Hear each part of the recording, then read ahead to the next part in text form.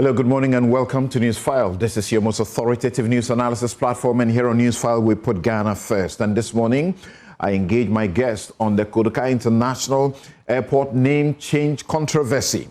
What's in a name and at what cost? We will find out, because there is a deluge of debates with people who are against changing the name. We'll get to understand why people are against changing the name when the idea is not to celebrate coupists. Dr. Bawumia wins the NPP flag bearership again, resoundingly. Now his job is to fix the friction, reconcile the party with the hope of winning elections in 2028. How is that going to pan out? Is there an agenda in this reconciliation to topple the minority leader, Afenyo-Markin, remove him from his position? Inflation drops to 3.8%. Does it affect your pocket? Should it? So what? But is it the case that these figures have been cooked? We'll be right back. You're welcome back. This is Newsfile. It's your most authoritative news analysis platform. And here on Newsfile, as you know, we put Ghana first. And this year, today, is the first day I begin Samson Steak. And thank you all for continuing to call on me and asking whether I have stopped Samson Steak. I definitely have not stopped Samson Steak. I just took a little break, and now I'm kicking off. On my first take, I say Agrada, Attorney General, overturned the wrong use of the sledgehammer. The sledgehammer representing the court with the awesome powers of the state. The court, according to the Constitution, is administering justice on behalf of the people of Ghana. How many times must the victims of spiritual fraud in this country watch as their quest for justice is vaporized by judicial mercy? Mercy that borders on the inexplicable. On Thursday, the Amasaman High Court didn't just reduce a sentence, it dismantled the deterrence that the sentence was supposed to serve. Patricia Esiedua, aka Nana Agrada, was handed a 15-year sentence by the circuit court. This was not the circuit court doing something and handing a sentence because they felt like it, but as the law commanded it to do. Of course, within a range. She wasn't convicted for a simple misunderstanding. She was convicted under Section 1311 of the Criminal Offences Act, 1960, Act 29, for defrauding by false pretenses. That is a second-degree felony. That law that stipulates sentences is what I'm holding in my hand here. It says that if you commit an offense that borders on first degree, you could get a sentence of life imprisonment or less. If you commit an offense which is a felony, a second degree felony, you could get up to 10 years, but this has been enhanced to 25 years. Now, there are also the lesser offenses called misdemeanors, for which you may go to jail for not more than 3 years. These thresholds that have been set are supposed to be a guide, and for a good reason. She was also convicted under section 137 for charlatanic advertisements. Look, it's not a joke that the charlatans we have around who are invoking God's name in vain, some are engaging in political campaign in the name of prophecies. And we know they are liars. Because when they said God says this, and the Bible says God does not lie, and it doesn't come to pass, they told a lie in the name of God. Under our laws, a second-degree felony, as I have said, is no mosquito bite. It carries a potential penalty of up to 25 years.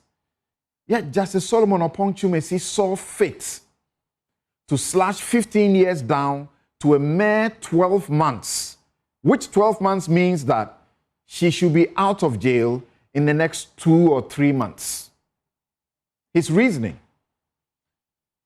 an analogy from former President Kufuor, not law, about not, quote, killing a mosquito with a sledgehammer, end quote.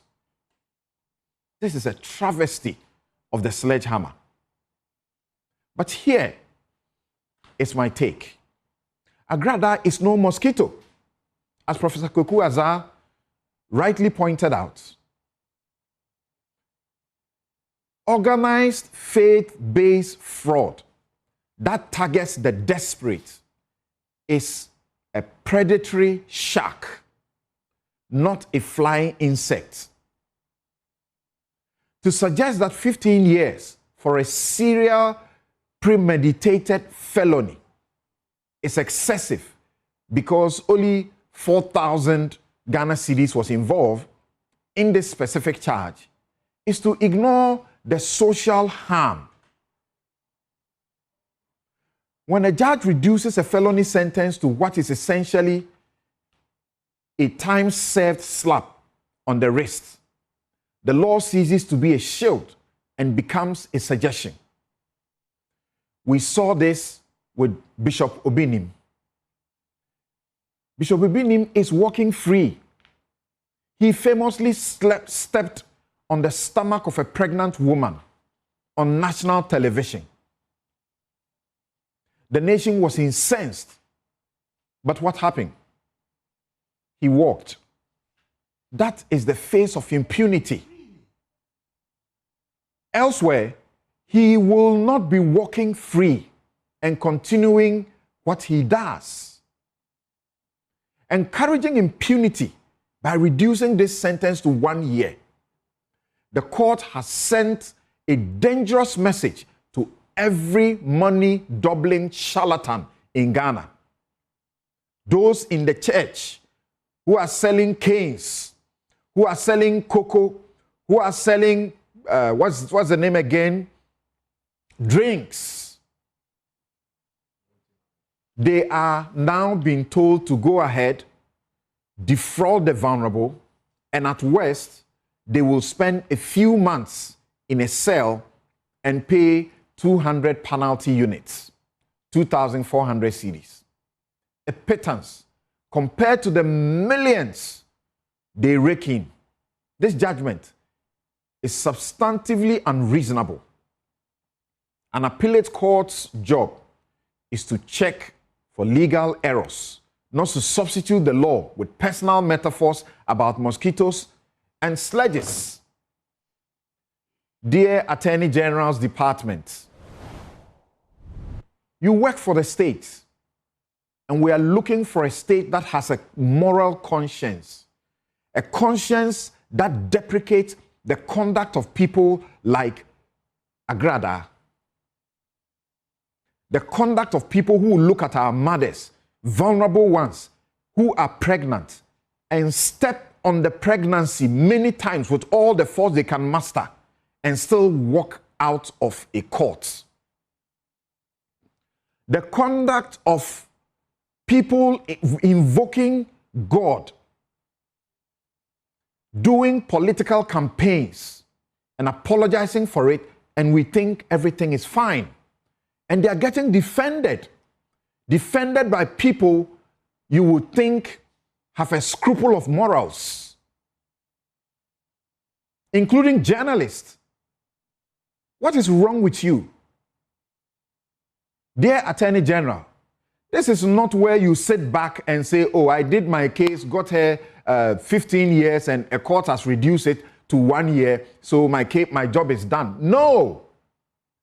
We, the state, who have hired you to work, require you to take this case up to the Court of Appeal and get this sentence reversed. The judge, in any case, said that the conviction was correct, that the circuit court judge did no wrong.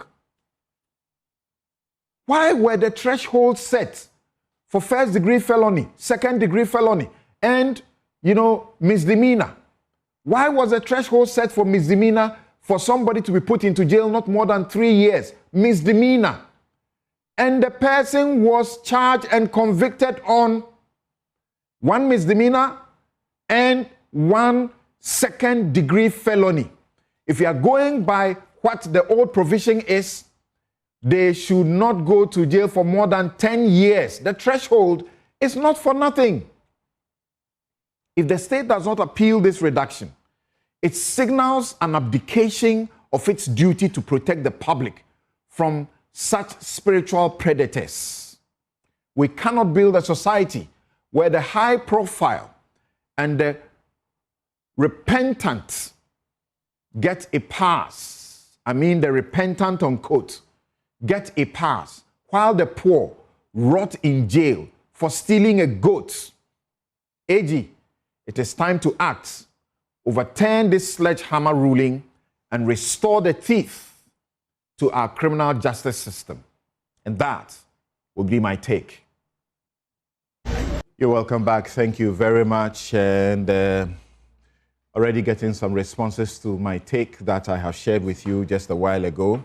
I'll invite you to go and also read a take by Professor Kwekwa on this matter, because this is a travesty. And then you could also read Kwabena Bracco Powers. Kwabena Bracco Powers is a lawyer, and he has also just made a write-up about the travesty that this decision is. So just look, if you Google Amasaman High Court's shocking Agrada sentence reduction makes a mockery of Ghana's criminal justice system, it will take you to Bracco Powers' article. Professor Kwekwa's article is on his Facebook page. Let's all ensure that we keep a country that is keeping the moral conscience. Now, I'll introduce my guest to you, but take a look at this. That all these years we've had this Kotoka, General Kotoka's name on the airport, and suddenly it is being changed. What is it? After it's Kotoka International Airport, Accra. So Accra is still there. So if you come to Accra, or even in the country, how many prominent Voltarians have their names on national assets or national monuments? This is the only thing the people of Volta region can also at least see as something that recognizes heroism from the Volta region. And that one too, they are being denied. This is one of the issues the Ministry of Transport, and for that matter government, presented to Parliament, our activities for this period of the recall. Parliament will be expected to pass a lot of bills, and as government agenda we have a lot of bills from the Ministry of Transport, and one of them is the renaming of the Kotoka International Airport to its original name. We will remember that in the period of the Second World War, around 1946, the British Royal Air Force used that place as an Air Force base to carry people to war and other activities. After that period, somewhere in 1956, that facility was handed over to the civilian rule. That was the time Sergeant Dr. Kwame Nkrumah was at the helm of affairs, he retooled, he revamped, and redeveloped the Air Force base into a civilian passenger airport. And as at that time, the name was Accra International Airport. And that name is of significance to us. We all here have accepted that Accra is our capital city, marketed, rich culture, and also locational identity. That everybody in this world, especially in the West Africa sub-region, knows that where this struggle for independence had a lot to do from Accra. And so renaming the airport to Accra International Airport is of significant importance to the Ghanaian people and, for that matter, the African personality. Now, the situation is such that we are not doing this with any political thinking. We are doing this to come from a very neutral point of view that Accra is our capital city. It is not anybody's name. If we want to name other monuments or any other national facilities to people, this is the time that we are looking at restructuring them. For the fact that we had a name and it was changed to honor somebody in his role in the 1966 coup, we feel that that history is not what the Ghanaian will want to hear. The fact that it had an original name, and that name was when the first president gave that name to the airport, we should do that, and Kwame Nkrumah himself in his grave will remember, even if the spirit is anywhere and it is coming home, it will get to his original Accra International Airport, no any other name. I mean, conservatively, we are looking about compared to other airports that have done some rebranding, we're looking at between $2 to $5 million to be able to effectively do this. But we also have to bear in mind that it might not be a full-scale rebranding, but a name change. And therefore, we can do it in phases and then ensure that at least the cost is manageable. Because the whole quantum of rebranding goes further than just a name change. So we should look at that. And before you do any rebranding, you should have done some level of research processes to ensure that why do we want to rebrand. But here is the case that I think that is a political decision that is being made, and I'm sure a lot of stakeholder engagement have not even been done. And so looking at the issues coming up, that means that whilst Parliament passing the bill is the beginning, but there are other stages that has to go on, and it could take place between 6 to 1 year or before the whole process is done. Yes, I mean, it's a critical issue to look at. First of all, we need to view this from the angle of history. I think within this space, we should not continue celebrating coup d'etat in Ghana, so that immediately you see the name Kotoka International Airport. We are embracing yesterday in its form that reflects the coup d'etat in 1966 that toppled Ghana's first republic. General Kotoka was a fine soldier, but that act he contributed to in itself was, for me, an act that served as a detriment to Ghana's democratic culture and also its democratic path. All right. So that's Professor Samuel Edujemfi on the renaming of the Kotoka International Airport. He says we shouldn't celebrate coups or coupists. Questioning, some are asking, including Dr. Kennedy, is how far back are we going if we want to do this? How far back are we going with this renaming thing? So in 1967, he was killed in the abortive coup. And here we are. We want to remove his name from our gateway. My guests in the studio have differing opinions, and we'll begin with Paul Adumochiri, who is host of Good Evening Ghana. He's a news reporter, of course. Regardless of all the problems that we have with him, one thing that we cannot have a problem with him is his sense of history, especially political history. Also here in the studio, before Paul Odumochiri, but after Paul Odumochiri, is Kwadwo Poku, Executive Director, Institute for Energy Policy and Research, and member, MPP Communications Team. Then you have Ataisa, who's MP, Sanerigo, and member, Ghana Airport Company Limited Board. He's on the Finance and Trade Committees of Parliament as well. And then you have Senyo Husi, who is convener, One Ghana Movement, and trustee of the Ghana Coalition Against Galamsey. So, straight away, let me begin with Paul Odumochiri. You have been very straightforward that this is a wrong move, regardless of even not factoring in the cost that it will incur in doing so. What's your argument?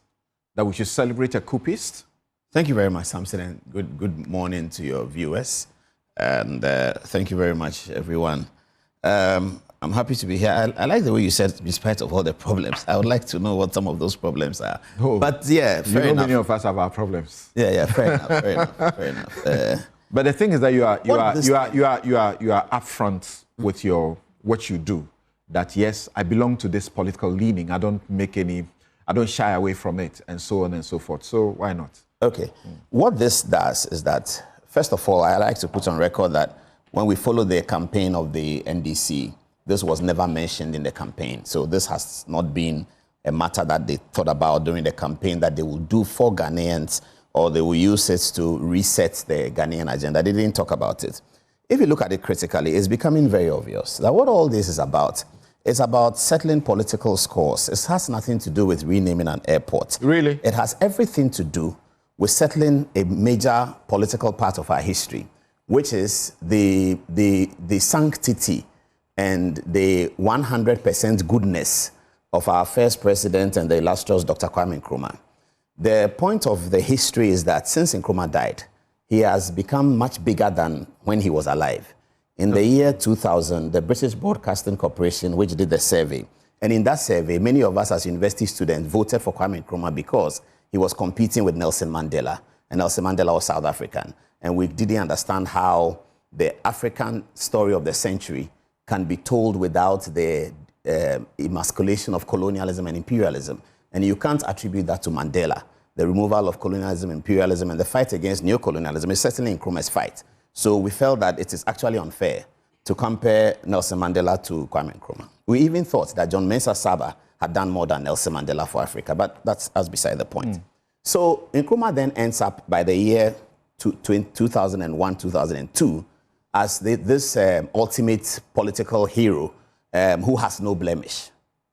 Now, since 2017, at the outset of Akufo-Addo's government, he began to demonstrate a certain penchant for the history of Ghana.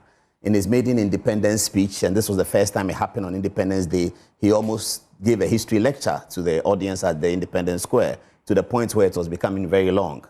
There has been some concerns then at that time about that, and I got personally involved because I attended a forum at the Socialist Forum to discuss these things on the celebration of 24th February, which is always the big day. 24th February is the day Nkrumah was overthrown. So this year, the overthrow of Nkrumah is going to be 60 years long. And it had always been planned by some of these actors that on the 60th anniversary of Nkrumah, let us restore Nkrumah's image 100% over Ghana. This Kotoka's name on an important edifice like the airport is the remaining last leg of the nemesis of Nkrumah that must be taken away, because they have been able to establish Nkrumah as the hero and the 100% hero since the BBC issue. Now, what we have been pointing out is that they started by arguing that Kotoka is a coup maker. Okay. And then that argument appears to be shifting. If you listen to Ambassador Kwesi Pratt, he was concerned that Mahama Yarega is turning this whole thing into a tribal matter. That what is Zakra and what is all that? It's not about a tribal matter. It is about removing the image of some coup maker, as they say. Okay. You just talked about Arthur Kennedy, who then mentioned the coup maker thing relating to Rawlings. And then we also know about Franklin Kujo, who put up how Nkrumah's regime was murderous. What we would like Ghanaians to see, and at the end of the day, the government will make its decision. And then we will have to decide whether it's a political decision that we vote on the next time or whatever we do. But we have to, we cannot ignore history. We have to make obeisance to history. The history is that from 1960 up to the time Nkrumah was overthrown in 1966, he was a despot. He was not good for Ghana. He was terrible for Ghana. The 1960 constitution, which Nkrumah put together, which I have in front of me, has Nkrumah's name buried in the constitution, Article 10. Correct. Where it is talking about Kwame Nkrumah as president of Ghana. So it's talking about Kwame Nkrumah as president of Ghana in that Article 10. There is also a bit more. It is in this same 1960 constitution that Nkrumah decided that there was an amendment to the 1960 constitution in 1964. And if you look at the amendment, it will interest you to know that the amendments that was provided in the 1964 amendment included the fact that Kwame Nkrumah was now able to dismiss judges. Yes. And also, yes, he was able to dismiss judges. And also, the national flag of Ghana was changed. He also banned all political parties in 1964. And people were imprisoned. Preventive Detention Act was created in 1958. You might not think of it as a bad law. It is only the usage that you can criticize. Because what happened is that Nkrumah had been attacked by a bomb. And it was becoming very scary between Nkrumah and the opposition. The violence was growing on the part of the opposition, I must say. And Nkrumah needed something that will allow the intelligence agencies to work. So that's why PDA was set up. So in fact, if you look at the usage of PDA, between 1958, when it was set up, and about 1961, it was minimal. But from 1961 to 1964, the PDA was railroading everywhere and every home was afraid. This was the state of affairs in Ghana. Now, because we are not accustomed to our history that much, and all of us, many of us talking today, were not born in that time, we all don't know that, and we are railroaded into Nkrumah as something. That's a situation where you could be arrested and put in custody without the intervention of a court. Not just without the intervention of the courts, but on the basis that the Minister for Interior is thinking in his mind that you are preparing to do something wrong. This is a fundamental departure from the processes of the jurisprudence of the criminal court. It's just a fundamental and a wicked departure from it, that somebody can think in his head that he suspects that you are doing something wrong and then you are picked up and arrested. This was the state of affairs in Ghana at the time. Now, there was nowhere else to go because if you look at the amendment of the constitution, Nkrumah had made himself a life president. Correct. And he had also made CPP the only legitimate party. Now, this is the situation that led many African countries to civil wars in the 80s. Because these leaders in the 60s, a lot of these Nkrumah students who had won independence for their various countries through Nkrumah's efforts, had also become despots and were thinking like that. So Kenneth Kaunda of Zambia and all of those people, they were there till the 80s. Bawumia, they were there. And part of the reason why Ghana did not experience those civil wars in the late 80s and the 90s was Kotoka. That Kotoka came in and said, no, we can't do this. The only reasonable way to do was to remove him. How do we test Kotoka's fidelity to the nation and he and his friends? So they decided to do a coup. They took Nkrumah out and they began to rearrange Ghana on the path of another constitutional democracy. And they left office and they left in the hands of the constitutionally elected group of people. I must say that being an apostle of the right-wing philosophy, one thing I have always worried, even as a student, is that why did they ban CPP from the 1969 election? I thought that was blatantly wrong.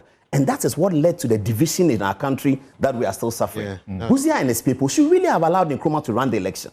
If Nkrumah had come and he had lost the election, Bawumia had won. Nkrumah would have been minority leader in parliament in 68, 70, 71. And I guess the coup may not have come. Nkrumah may have won elections again in 74. And Nkrumah, if he left as he left and still was part of politics, would now have realized the kinds of things he was doing and why the coup itself was necessary. I'm sure that if you take Nkrumah's brain at 1954, he will support the coup. If in 1954 Nkrumah will support the 1966 coup. Oliver Vomaho, when Akufo-Addo was president, thought that the soldiers should overthrow him because the government was very bad. If Oliver Vomaho had lived in Nkrumah's time, I'm sure he would have been a suicide bomber because it was much worse. Now, this is the state of affairs, and Kotoka was the rescuer. So we grow up later on and see coups, and we say he's also another coup maker. No, but he was a rescuer. The South Africa airport is named after Oliver Reginald Tambo. That's right. He was a terrorist on the list of everyone in the world, UN and everybody. But well, even Mandela was on terrorist the airport list. was named after him. So what we are saying is that let's put the history in proper perspective. If after we all have acquainted ourselves with this history and then understood why Kotoka may be considered a hero, for which reason the airport will be named after him, not just a coup, but the kind of circumstance that occurred, then if after all that, the people still want to name so that from your point of view, Kotoka will be a liberator. That for a period, for almost 10 years, nobody could breathe in this country. There was nothing like freedom of expression, freedom of association, because Nkrumah had become a terrible despot. Correct? That's the point. Not just that. The 1960 Constitution, and in Ghana we have had 60 Constitution, we had 69, we had 79. I dare say that the 69 Constitution will work today. If you look at the provisions of it, it will work today. 79 will work today. They should tell us whether 1960 Constitution will work today. A constitution that says that the president can sack judges. A constitution that makes no provision for a presidential election. Zero provision for it. The election of the president occurs when the president resigns, when the president is not there.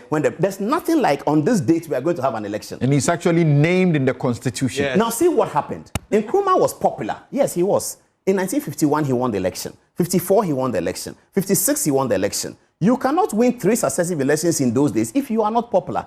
But here's the charge. In 1960, Nkrumah knew that if he ran an election on universal adult suffrage, he might not win.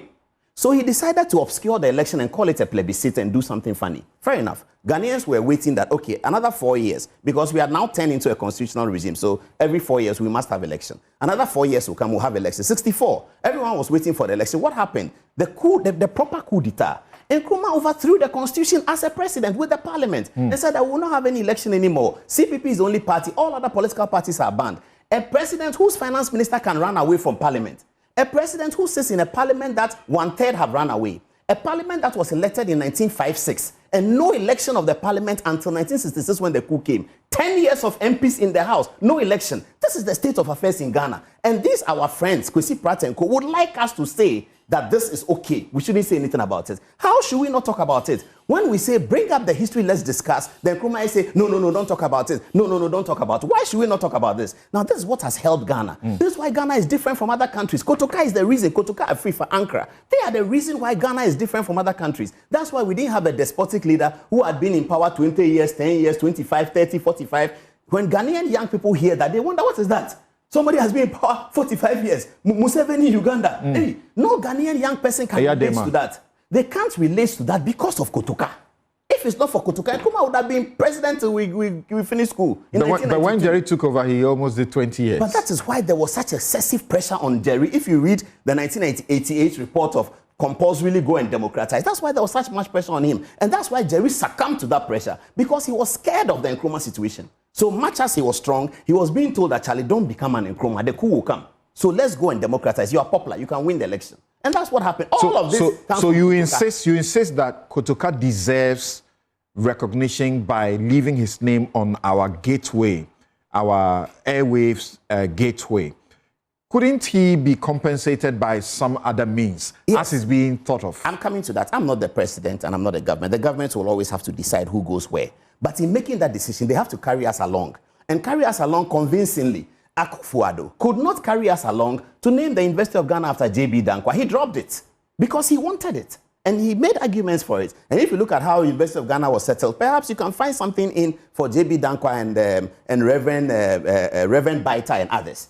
Akufo-Addo thought that, look, let's name and the Ghanaian public resisted it. And he said, no, you haven't convinced us enough and taken us along to say that we should name a university after Dr. Dankwa. So the government must take us along. In doing so, they will have to open up this history and tell us why, in spite of this history, they think that Kotoka's name should be removed. What do you say about the contradiction that Nkrumah, the African of the millennium, Nkrumah that is celebrated across the world, and you are in the media, you understand what brand means. So this is our biggest brand. Then people get into this country and it is Kotoka. And when they have to ask about Kotoka, they are told that he's the one who caused the downfall of our biggest brand. That's a controversy. That's call it what? A a contradiction that we need to remove. I have to make a confession here on this because when I was on the board of the Ghana Airport Company, it occurred to us, we thought about it. So we said, okay, when you arrive at any airport in the world, the branding you are talking about is so important. So Nkrumah is great, but because of all of these things, why don't we then call the airport Kofi Annan? UN, he had just passed, UN Secretary General. Right. Apart from Ghanaian president and the heroics of Nkrumah, no Ghanaian has risen to that international level to be UN Secretary General. Ambassador Annan is the first. True. So we thought so. We went to Akufo-Addo with it, and he was concerned that, look, you have to build an airport. You haven't finished building Kumasi Airport. When are you finishing? You haven't finished. That time, Sunyani Airport was not operational. You haven't finished Sunyani Airport. You haven't done Tamale Airport. You want to go and change name of Accra Airport for what? And we'll all be bemused and we laughed about it. So yes, this branding thing has occurred to me. If you talk about branding, Kotoka is not the brand, for sure. If you talk about branding, you can use Ambassador Kofi Annan. Today, people are talking about it being Accra Airport, and then people go further to say that, okay, the land is for Labadi people. So let us name it after a Labadi somebody. One of the most prominent Labadi people that we've had in this country is the Speaker Peter Ajete of Parliament. He's MPP. Is an NDC government going to name the airport after? I think the discussion has been about a Ga chief. Well, and that's Ga. But the Labadi people are going to rise up with a new conversation. I'm a Gama here. We are not rising up. We want to have a Labadi. Labadi people are not fighting the. All right. So now let's my turn. No, it's okay. It's okay, Paul. Hold on. Yeah. Let's move on to Senyaman. Are you sure I'm done? Yeah, you're done. You're done. Just okay, hold on. Let me say that the 1960 Constitution, which Nkrumah wrote, is not applicable in the world anywhere today. Correct. And that must tell us a lot. Except in a dictatorship. Except in a horrendous dictatorship. But, Paul, once again, let's think back to the Asian tigers, Asian countries. Let's talk about Singapore to start with. We love them, don't we? Yes. How did their system emerge as what it is now, becoming a reference point the world over? There's one reason why Lee Kuan Yew emerged. He submitted himself to elections whenever it was ready, and he won them all. And he didn't do sham elections like plebiscite, vote in Accra today, vote in Kumasi tomorrow. He didn't do that. He didn't cancel the... Nkrumah should have fought the 1960 elections, win. Fight 1964 and win. And let's see. He was sure that he would lose. He didn't want that on his record, that Nkrumah has once lost an election, because he was going to lose. And that's why in fighting his defeat, he did all of these things. And it was he and his people who actually staged the coup. Their finance minister, Bedema, if he's alive today, will agree with this point.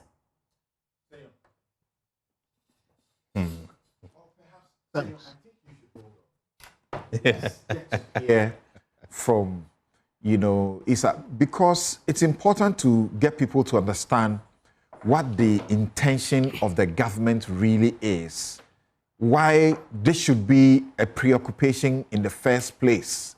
So, beyond being an MP and in the ruling government, you are also, on the board of the Ghana, Airport Company Limited, like Paul used to be. What's all this about? This will not put food on our table. So what is it? All right. So good morning to everyone here and to our viewers. Thanks for the opportunity. This is actually my first time here.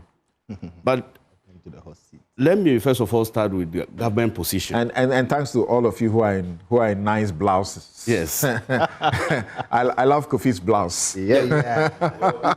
The memoir. It's colorful. No. You have it's colorful. You don't worry. Yeah. Please. I usually guys. You are a Zambian or something like that. I saw Felix Kwachi Ofosu put on Facebook that the biggest takeaway from President Mohammed's visit to the Zambia is the fugu. Yes.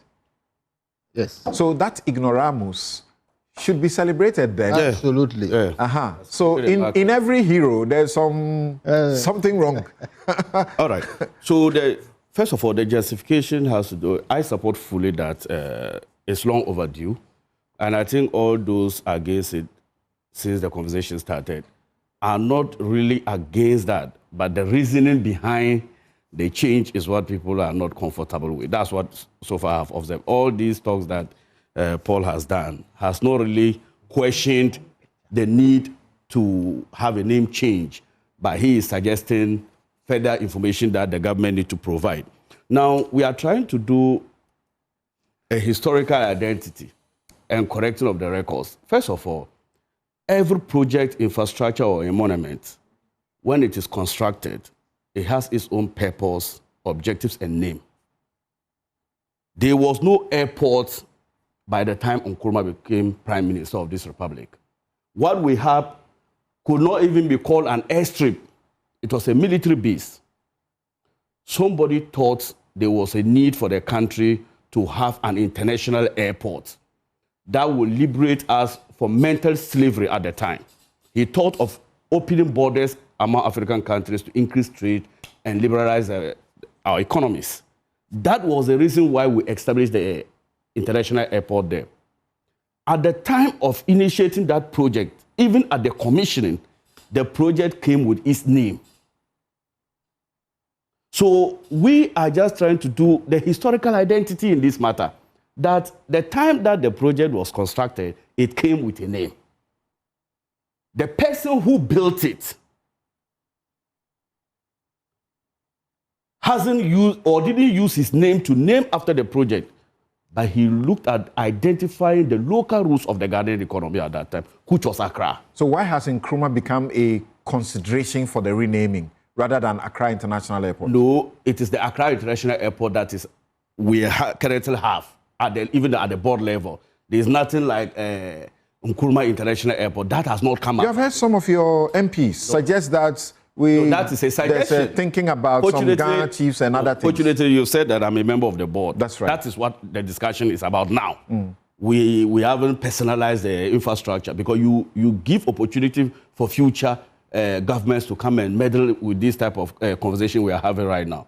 So the historical identity and correcting the records in this matter is that the time that the airport was constructed, it was named Accra International Airport, and it must stand. Now, you don't profit from overthrowing the same president who established that airport. I always believe that we must align all our national monuments with democratic values. Today, I'm hearing people defend coup d'etats. In fact, we tolerated President Akufo-Addo over the last 8 years because of our belief in democratic values. So if whatever, look, and Samson, every coup d'etat that has happened in any part of the world has justifications. Every coup. You are giving reasons why Nkrumah was overthrown, but I'm telling you that similar reasons were given why the 1969 coup, 72 coup happened. Many other reasons was given to why 1979 coup happened and 1981.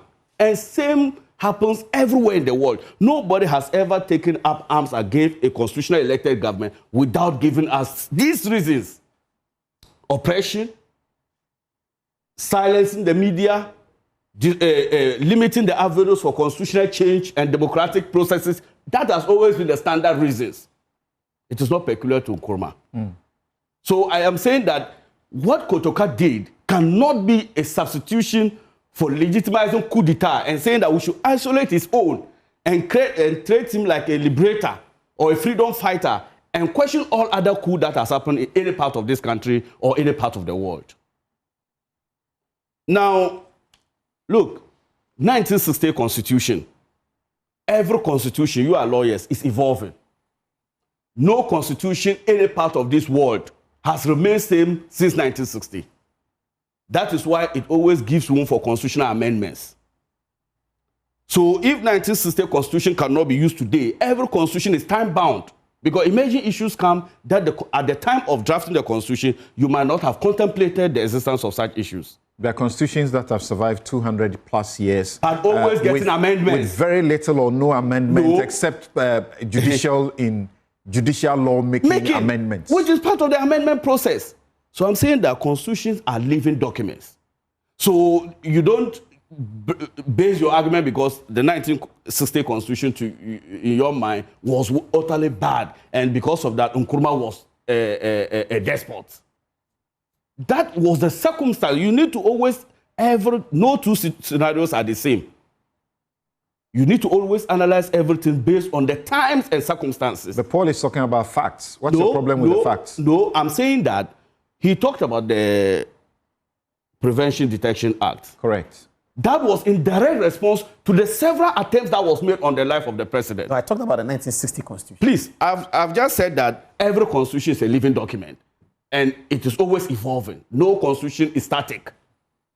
But my point is that whatever policy or law that Nkrumah brought, you must not isolate it by just talking about the law itself. You look at the circumstance. Have we ever heard anywhere a president shot several times? Bomb explosions. Where have you ever seen that? You created a very hostile environment for the president. So, for me, I think that yes, he is a human. We must not also try to paint him like an angel. Dictators always face assassination attempts. So when that is the only way to remove them. So I'm saying that coup here or coup anywhere always have justifiable reasons. And Samson, what Kotoka did opened the gateway for many other coups in Africa. So don't analyze it in the context of only Ghana. He became the champion of promoting other coups in other parts of the world.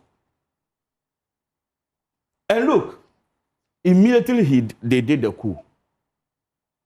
There was a counter coup in 1967 by Arthur Yabua. He fell in battle at the airport.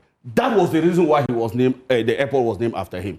Does it mean that every Casa jet in Ghana now should be named after the aggressive heroes? Because they died through a helicopter. Does it mean that if he had died in the sea, we would have named the Labadi Sea after Kotoka?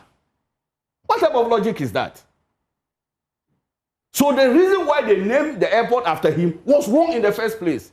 Because he deserved no such recognition by a mere fact that you had fallen in battle. Naming spree. In fact, the MPP should be the last political party to be talking about this thing.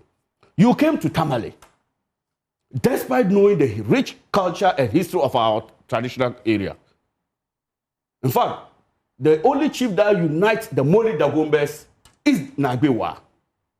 When you brought this issue of renaming chiefs at the airport, first of all, we were against it ab initio that we are now a cosmopolitan region.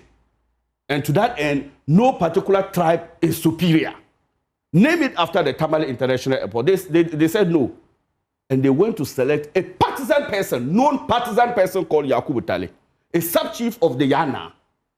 That's wrong. An existing Yana is sitting down and you give an airport name to a sub-chief because he was a foundational member of your party. Yet, he sat in the board that approved this name. Yakubu Tale. Then, a university that Dombo contributed nothing was named. Oh, the airport has been reversed to Tamale International Airport. That was the intent. SK Dombo. What was his contribution to UDS? CK Tedem. Opoko and Poma at UPSA. They renamed all these airports. Now, people are talking about cost. Can you quantify how much this renaming cost the country? But nobody talked about cost at that time. With several renaming that happened under President Akufo-Addo. So part of the reset, yes, is an agenda to rename or restore names. So Tamale was turned to Yakubu Tale. Yes. You have restored it to Tamale. Tamale was proposed. It was named. It was on it. It was on the airport. And if you were landing in Tamale, they would say, welcome to the Yakubu Tale International Airport. That's right. It was not just proposed. But the point of order. It was there. It was in effect. So you have changed that. Hold on. You have changed that back to Tamale. To Tamale. And so Accra is only part of that project. That project. Okay. And look, it will interest you to know. When we went to Kumasi, Kumasi was renamed Prempeh International Airport. Prempeh the second. The first. The first. Sorry. Good. This was agreed with the traditional leaders. So that showed the identity of the Ashanti Kingdom. So that's what I'm saying, that when you are doing such things, you must always engage stakeholders. Which traditional leader in Ashanti will disagree? So if they had come to Yana and we said we want Bewa, everybody would have fallen in line. But you went to give it to a Tolon chief, a former chief. No, but the division there is not the same as the manner in which, Asantehene has coordinated control over the Ashanti region. Yes, but there's a regional traditional council that should be able to sit and discuss it. So my point is that Prempeh is not rejected by this government because we see it to be an organic. You won't dare. No, can I make a point of order on the cost? He said you won't dare attempt to reject Prempeh if you were not interested. I'm saying that because you won't dare touch Sikeja. That's the point. No, you see, we see in this country, people see how the political leaders treat chiefs. Yes. That's true. They're afraid. And the selective nature of treating the chiefs. Yes. There are ethnic, groups that are not happy about it. Yes. But because of the numbers in votes and things, you the politicians can't do otherwise. That's what you do. That's not even part of the consideration. In fact, we don't place one region above the other. In the second place, was a consensus agreement between if Otumfuo Osei-Tutu says, this is the name I want, you guys can't do FOCO about it. And I'm saying that it is not even part of the conversation. But that's what I'm telling you. Don't say there was consensus. Meanings to it. Don't say there was consensus. Don't attribute meanings to it. Then I hear this regional and tribal bigotry analysis in this matter, saying that an ever man, the only ever man whose name is been given to a national monument, then the voters vote for the NDC. Such conversation should be treated with the contempt it deserves. We must not trivialize this type of conversation to regional bigotries and tribal bigotries. The fact of the matter is that the reasoning given by this government to restore it to the day that the project was commissioned, it came with a name. Yeah. So people, and there are people who align with the soundness of that kind of argument. But again, at what cost? Yes. So I've said something about the cost. All over the world, you are going to have to change this. At what cost? Yes. Paul, I'm coming back to you. So first of all, we need to ask ourselves this question. I've already given you numerous other renamings that happened in the past. It came with cost. Electoral Commission, even with a logo, it came with cost. The country was able to find money to deal with those issues. This is something that the airport company and the government of Ghana can accommodate for the sanctity of our collective unity. In fact, there's nothing more expensive than having any day somebody comes to Ghana, it reminds us of our dark days in the 1960s. A quick search on Kotoka. What's wrong with reminding us about our liberator to a certain extent? I disagree. Regardless of all the good, that we can associate with I disagree that he's a liberator. He opened the door for impunity in Africa. He opened the door for many other coup d'etats to happen in Africa. He retarded our development. So your wish is that Nkrumah would have remained such a dictator for life? Kotoka. No. Look, we may have had excesses in those regimes. I believe that whatever worst form of dictatorship that you have, there are always avenues to deal with that. Okay, thank you. Finally, let me conclude with it. I'm saying that whatever reasoning that we gave for the coup d'etat, Ankara, Afrifa, Kotoka, did nothing for Ghana, I dare say. In 3 years, what exactly can you remember them for? Apart from what he just said. Thank you, hold on. Africa. Thank you, hold on. So I'm coming to you, but just a quick point of order from him. On the board and we approved these. Tanle, Yakubu Tanle, and the rest of them. The airport was built. That was the first thing we did. So it's not, we're not changing any name. So that was the original cost. So the Tamale airport was being constructed. They finished constructing it, and the decision was taken that name it this way. So we branded it. We didn't change something that had been done and go and remove something and pay more money. No. It wasn't like that. Was it being refurbished or constructed? Oh, it was a new it's a terminal. It's not an airport you build. No, it's not the airport you build. It was actually John Mahama who started I'm coming. So when you build a terminal, it is not the same thing as building an airport. Yes. But they built an airport. John Mahama started it, they finished it. They built the terminal. There was already an existing airport. The airport existed. It was already existing, which was called Tamale International Airport. It was an Air Force base. Yes. No, it was an Air Force base. It was an airport.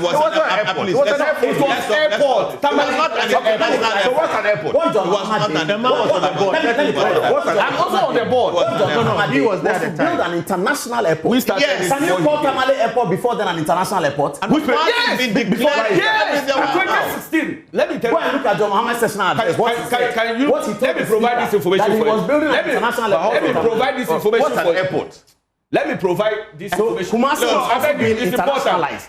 That's why the terminal was built. So it's now an international airport. It is not a terminal. There's an airport in Takoradi today. It's not an international airport. It's an airport. It's not an airport. For the purpose of education. For the purpose of But it's education. an airport in Wa. Yes. For the purpose of education. So they have an ID. It is not a terminal that defines the status of an airport. It's a runway. I'm saying that in 2016, we airlift people directly from Tamale to Jeddah. Because at that time, it was already classified as Tamale International Airport. It's not the terminal. But when you wanted to take full credit, when you wanted to take full credit for the work you were doing there, when you wanted to take full credit for the work you were doing there, you said you were building an international airport. And so when they came in and they continue with that story, now because it doesn't favor you, you are changing the story. That's the point. I'm saying that there was already called Tamale International Airport. All right. Thank you, guys. Thank you. Now let's go to Senyo. So John Mahama did not build an airport. You see the point? Yes, that's a good point. We built a terminal. So you see the point? Exactly the point. Tamale Airport has the longest runway in Ghana. Tamale has the longest runway in Ghana. So that's the point. On record, the session address in Parliament. Okay. So John Mahama lied. Gentlemen, it's Senyor's stand. It's Senyor's stand.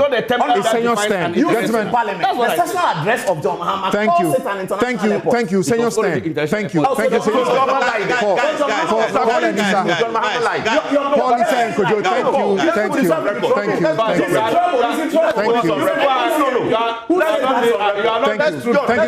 Thank you guys. I'll take a break. I'll be right back. We are taking a break. We'll be right back. You're welcome back. This is Newsfile. It's your most authoritative news analysis platform.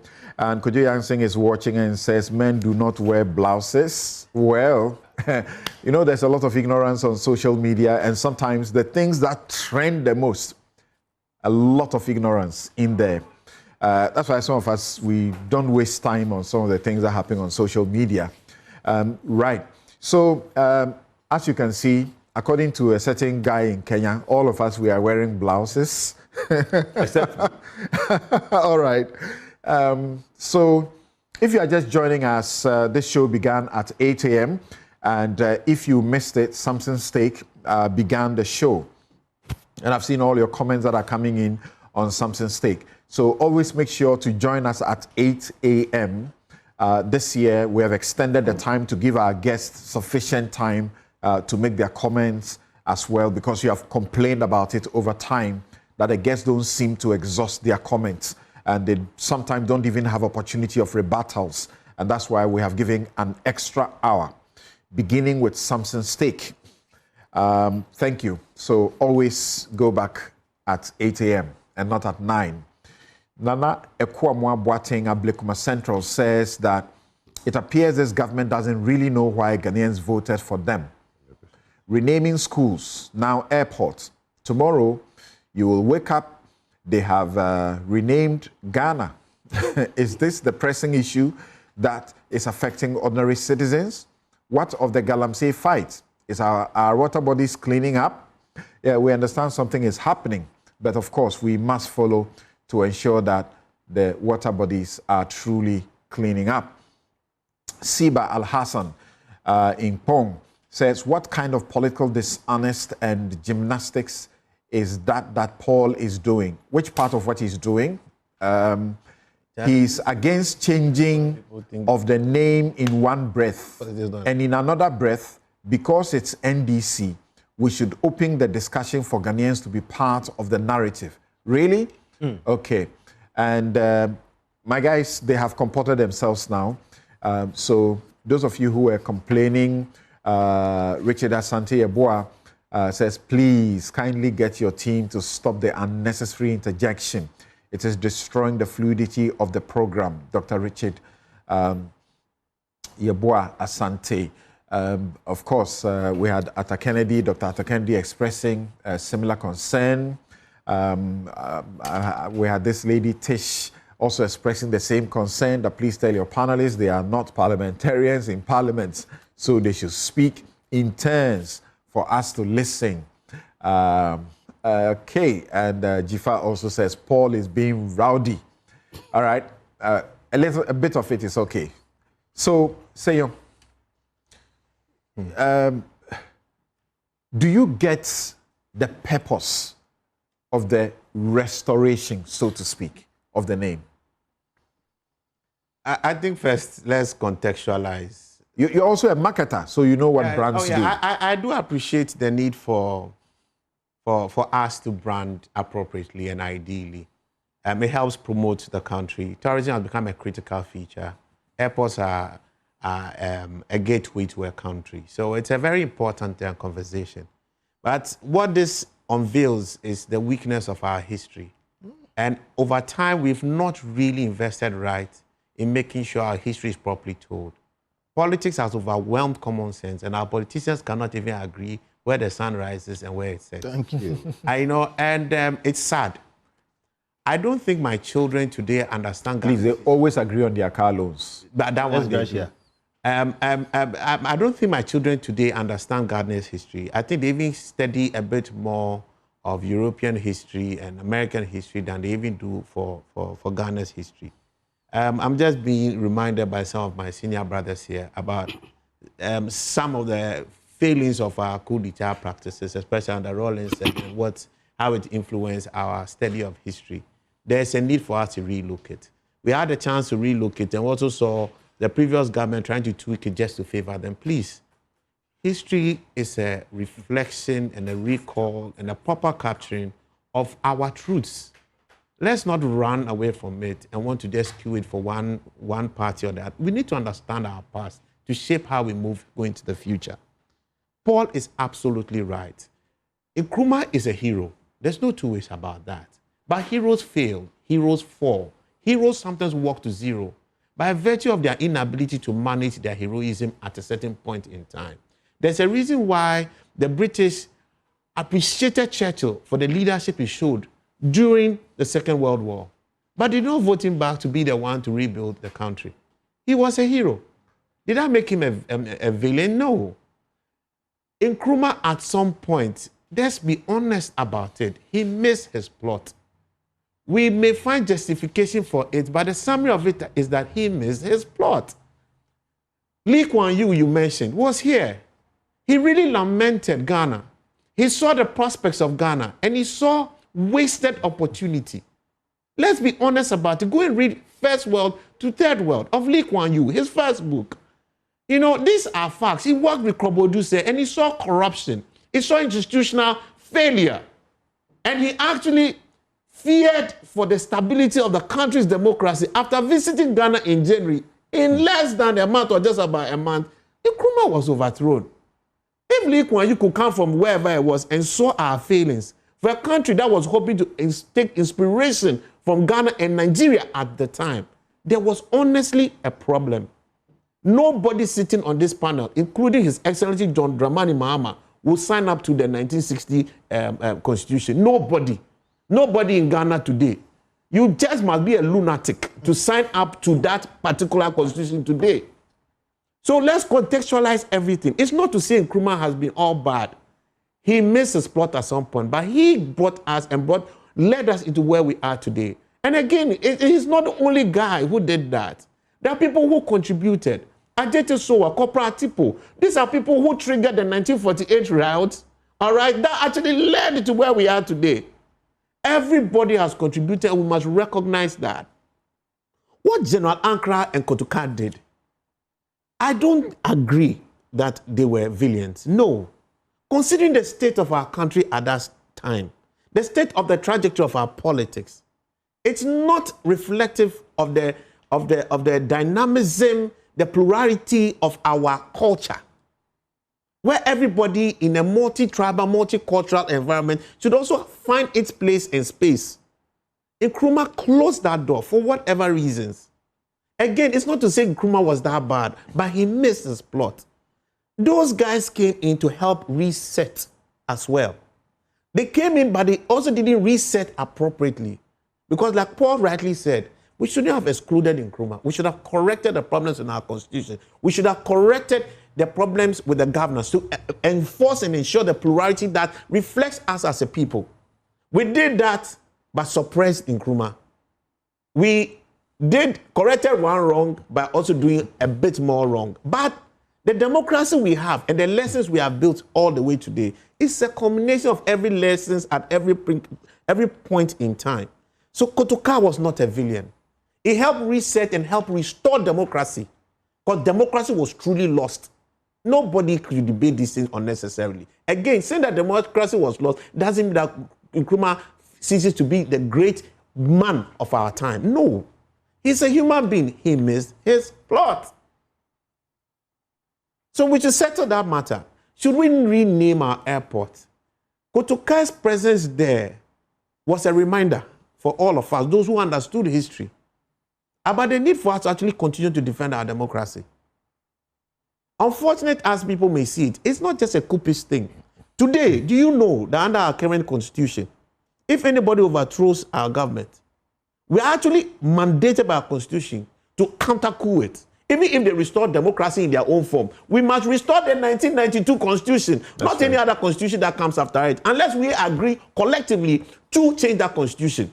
So everybody who goes as a coupist in that new constitution, which is backed by a coup, is actually not breaching the 1992 constitution.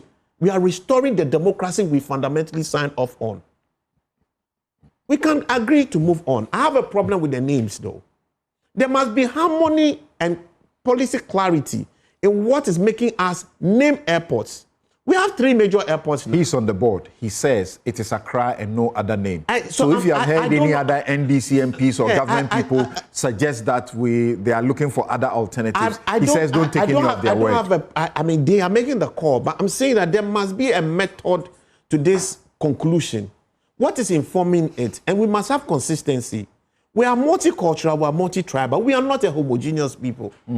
We must respect and realize that.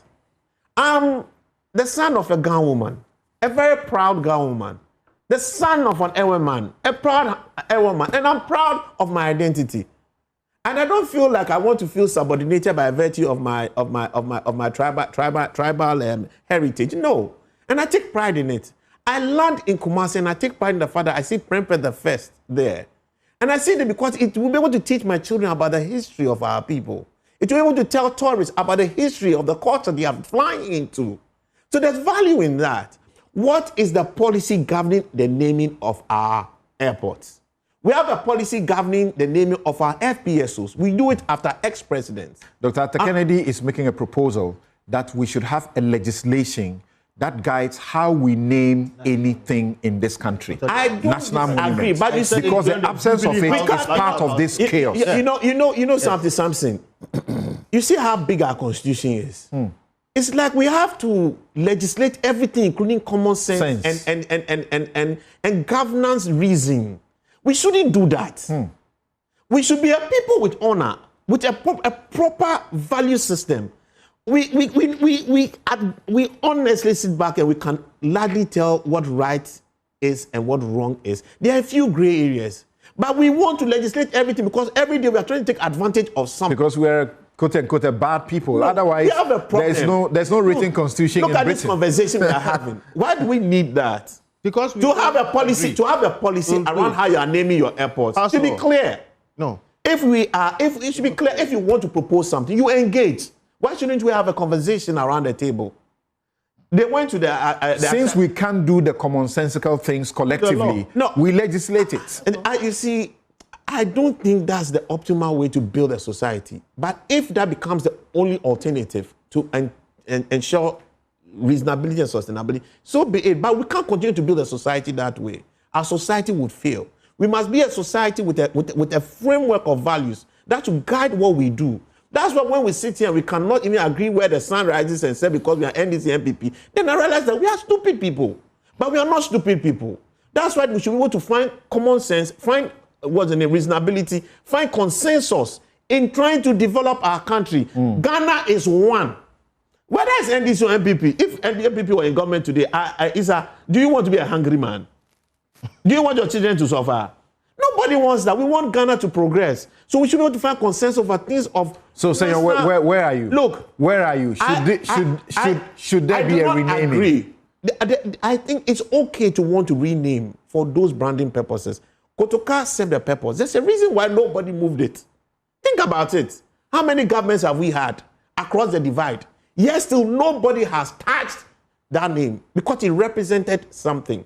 If that what it represents can still be honored in a different way, and it's not that progressive for our time today. So we put the number on the screen for you to see. Yes, for 57, nobody's touched it. 57 good years. But everybody discussed it. Everybody discussed it, but they come to a conclusion, don't touch it.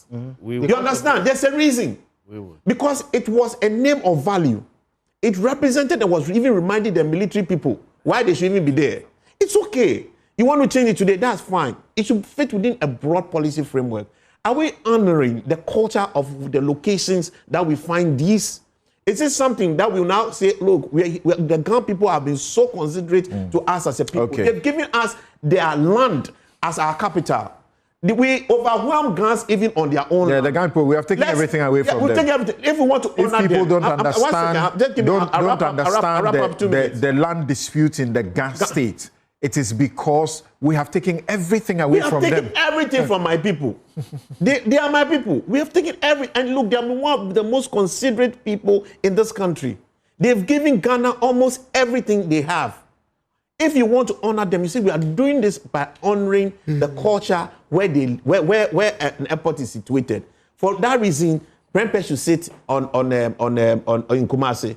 Go and sit down with the Northern Regional, Traditional Council. It's also quite diverse. Let them have their consensus. If their consensus is that we are so dispersed, we rather agree that we want to just keep Tamale, so be it. If it is the Ghana people, let them also have that consensus. Give them that value. So there is a method to the action. What I see is no method to any action. All right? And I think that we are bastardizing the history in that process. And Paul, thank you so much for educating a lot more people here. Thank you. Let's not just throw Kotoka under the bus when we don't understand Kotoka. All right. He's been of value, and so has Nkrumah too. All right. A couple of messages before Kofi and Kojo come in. Mark in the US says that Kotoka International Airport was named in 1969 to honor Lieutenant General Emmanuel Kwesi Kotoka, a key leader of the February 24, 1966 coup that overthrew Ghana's first president, Kwame Nkrumah. Yes, we've gone through the history. He was killed at the airport during a failed counter coup in 1967, and the renaming served to commemorate his role as a liberator by the National Liberation Council government, where his statue stood at the airport before it was taken down during the airport renovation years ago was the spot that he was shot and killed during the failed counter coup by Arthur and Yeboah in 1967. Thank you. All right, thank you for that as well. That ping pong says, what is this obsession with Dr. Kwame Nkrumah? Yes, he's a huge figure in Ghanaian history, but I think we need to move on. It's like we're stuck in the past. Fosu says, Paul Adomotri is smartly intelligent. His submissions on Kotoka's contribution to Ghana's peace is apt. However, it reveals a concern. Our history lessons education system must be intentional. We must endeavor to give us our real history as they happened. The young magician says Paul Adomotri is good at telling the history and aligning very well to make a justification. Naja Mensah says Paul Adomotri is doing the Lord's work on Newsfile. Proper history recitation about General Kotoka and Kwame Nkrumah.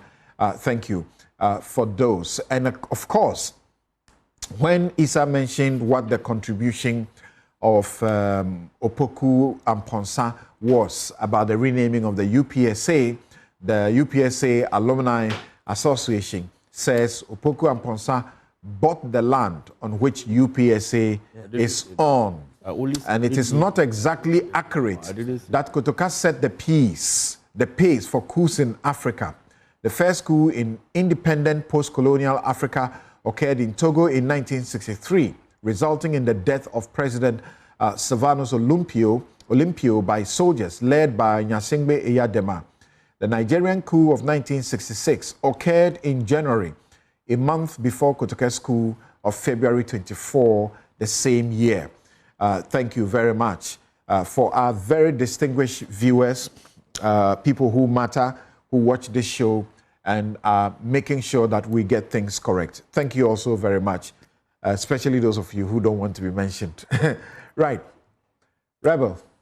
Yes, sir. When you do the rebel work, you do the law's work, but we must point out your mistakes and your errors. Oh, absolutely, which is what I'm hoping to do.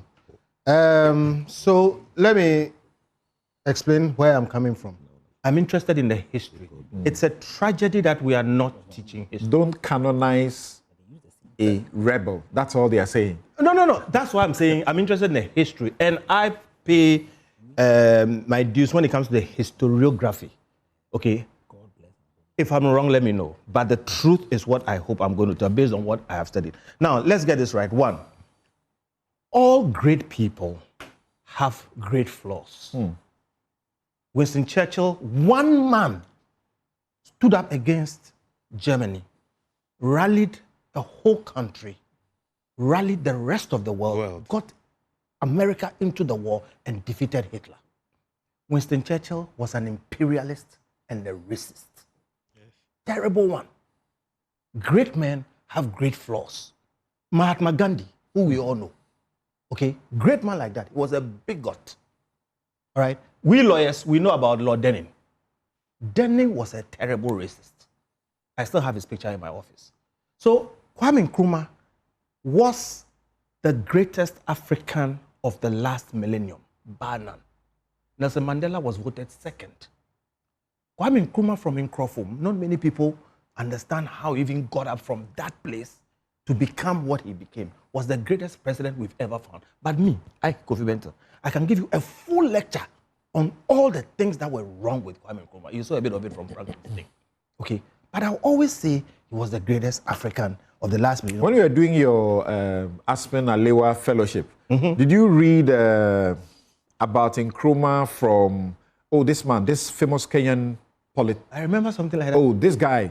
Ali Mazuri. Ali Mazuri. I interviewed him. Did you read? Ali Mazuri. Did you read his criticism? You remember I came to give a lecture when we were in school? I remember. Correct. I interviewed him. It was a fantastic lecture. Correct. It goes back here, man. He summed it up. Wow. Nkrumah was a great African, but a bad Ghanaian. Yes. He summed it up. So for all of you who may have read all of Nkrumah's books, there's a fellowship I'm referring to that Kofi and I have been part of, fellows of that fellowship. And we had to read Ali Mazuri's, work on Nkrumah. The paradox. And to tell you the bad side, we're always talking about his positive side. That's where I'm going. And all this preamble is to say, we are not bashing Kwame Nkrumah. No. Okay? But like I say, I can give you a whole lecture about why. And it doesn't take away from him. We have to all learn so we don't make those mistakes. So right now, I have the Gen Zs in my mind.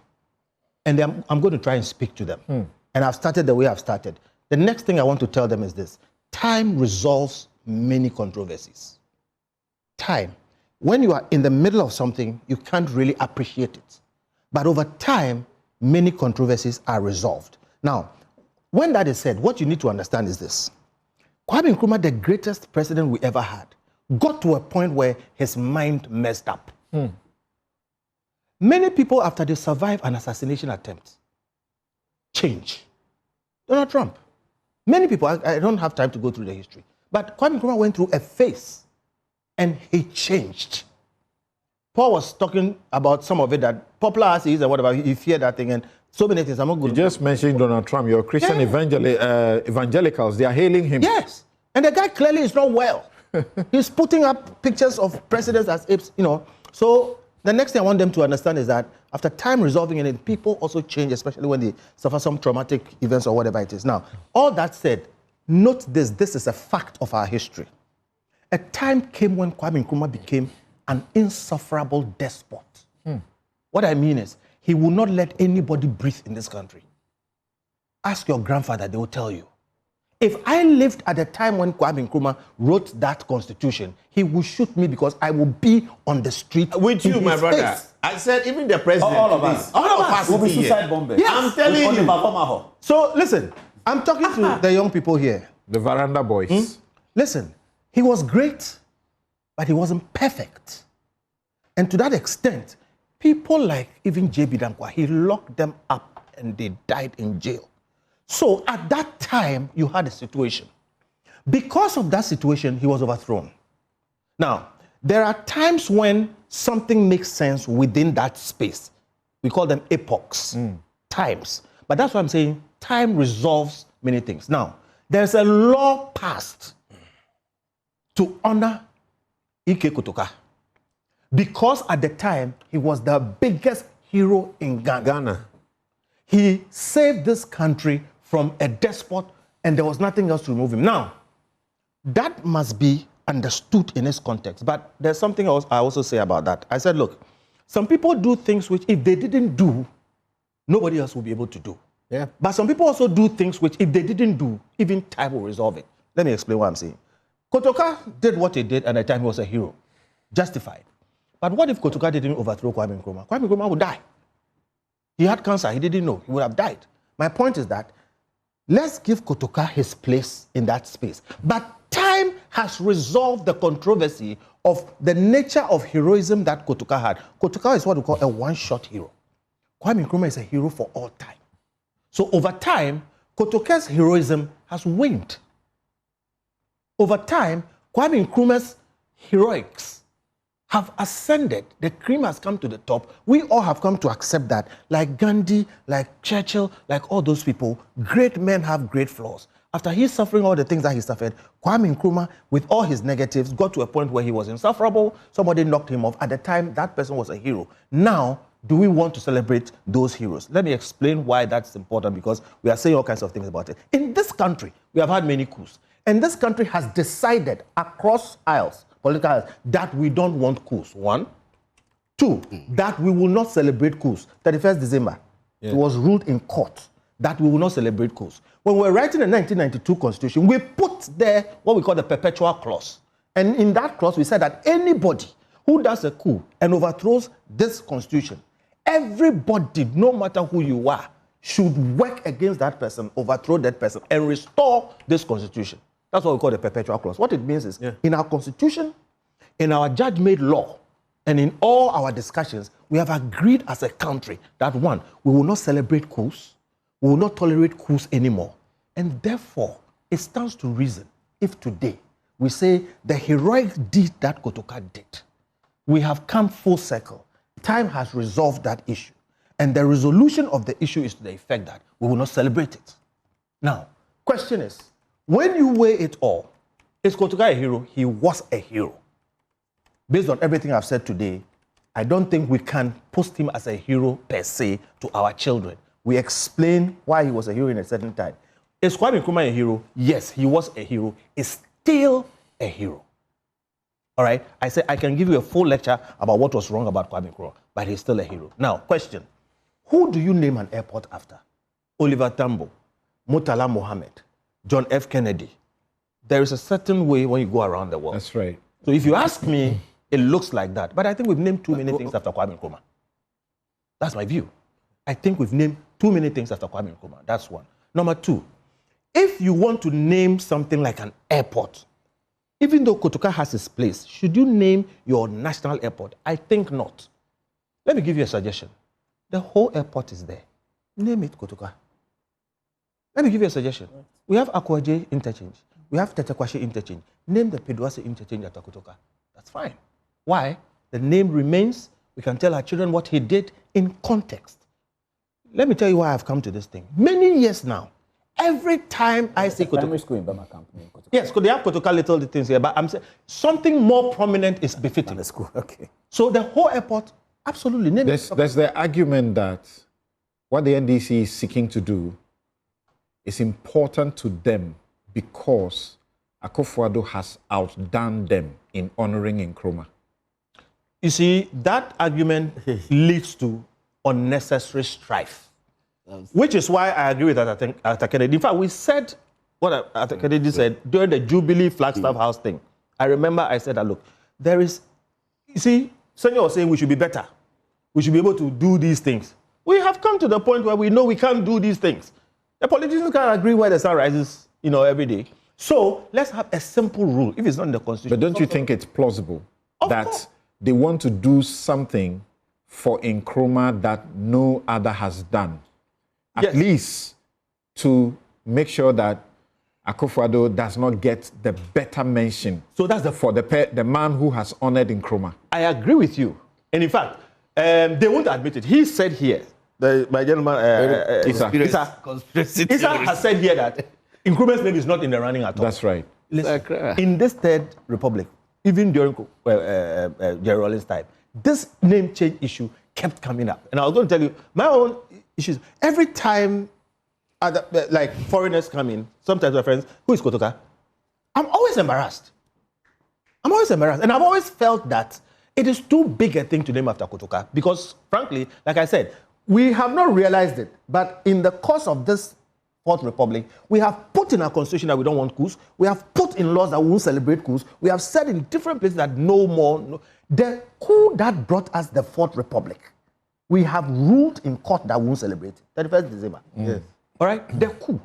Okay. That brought us the Fourth. So look, what I'm saying is that if we keep this thing in context, it is not necessarily bad to want to change the name back to Accra. The politics of it is informed by a lack of knowledge of our history. Those who are debating it are not giving fidelity to the facts. It's either it's Kotoka or it's Nkrumah. Okay. Each has his place. Kotoka was a hero of a time. Time has resolved the matter. Nkrumah is a greater hero of all time. The airport as our main gateway is too large for the kind of person Kotoka is. There are other people like that. Why not Ho? Why not Pedwase? Okay. Thank you, Kofi Bento. And, okay, someone is reminding me that I should refer to viewers and listeners because I'm referring to only viewers. Some people do more of the listening on radio. You are absolutely correct because this is how this program started. And I know we have greater numbers of listeners are on radio rather than television. And now online. Yes, thank you very much.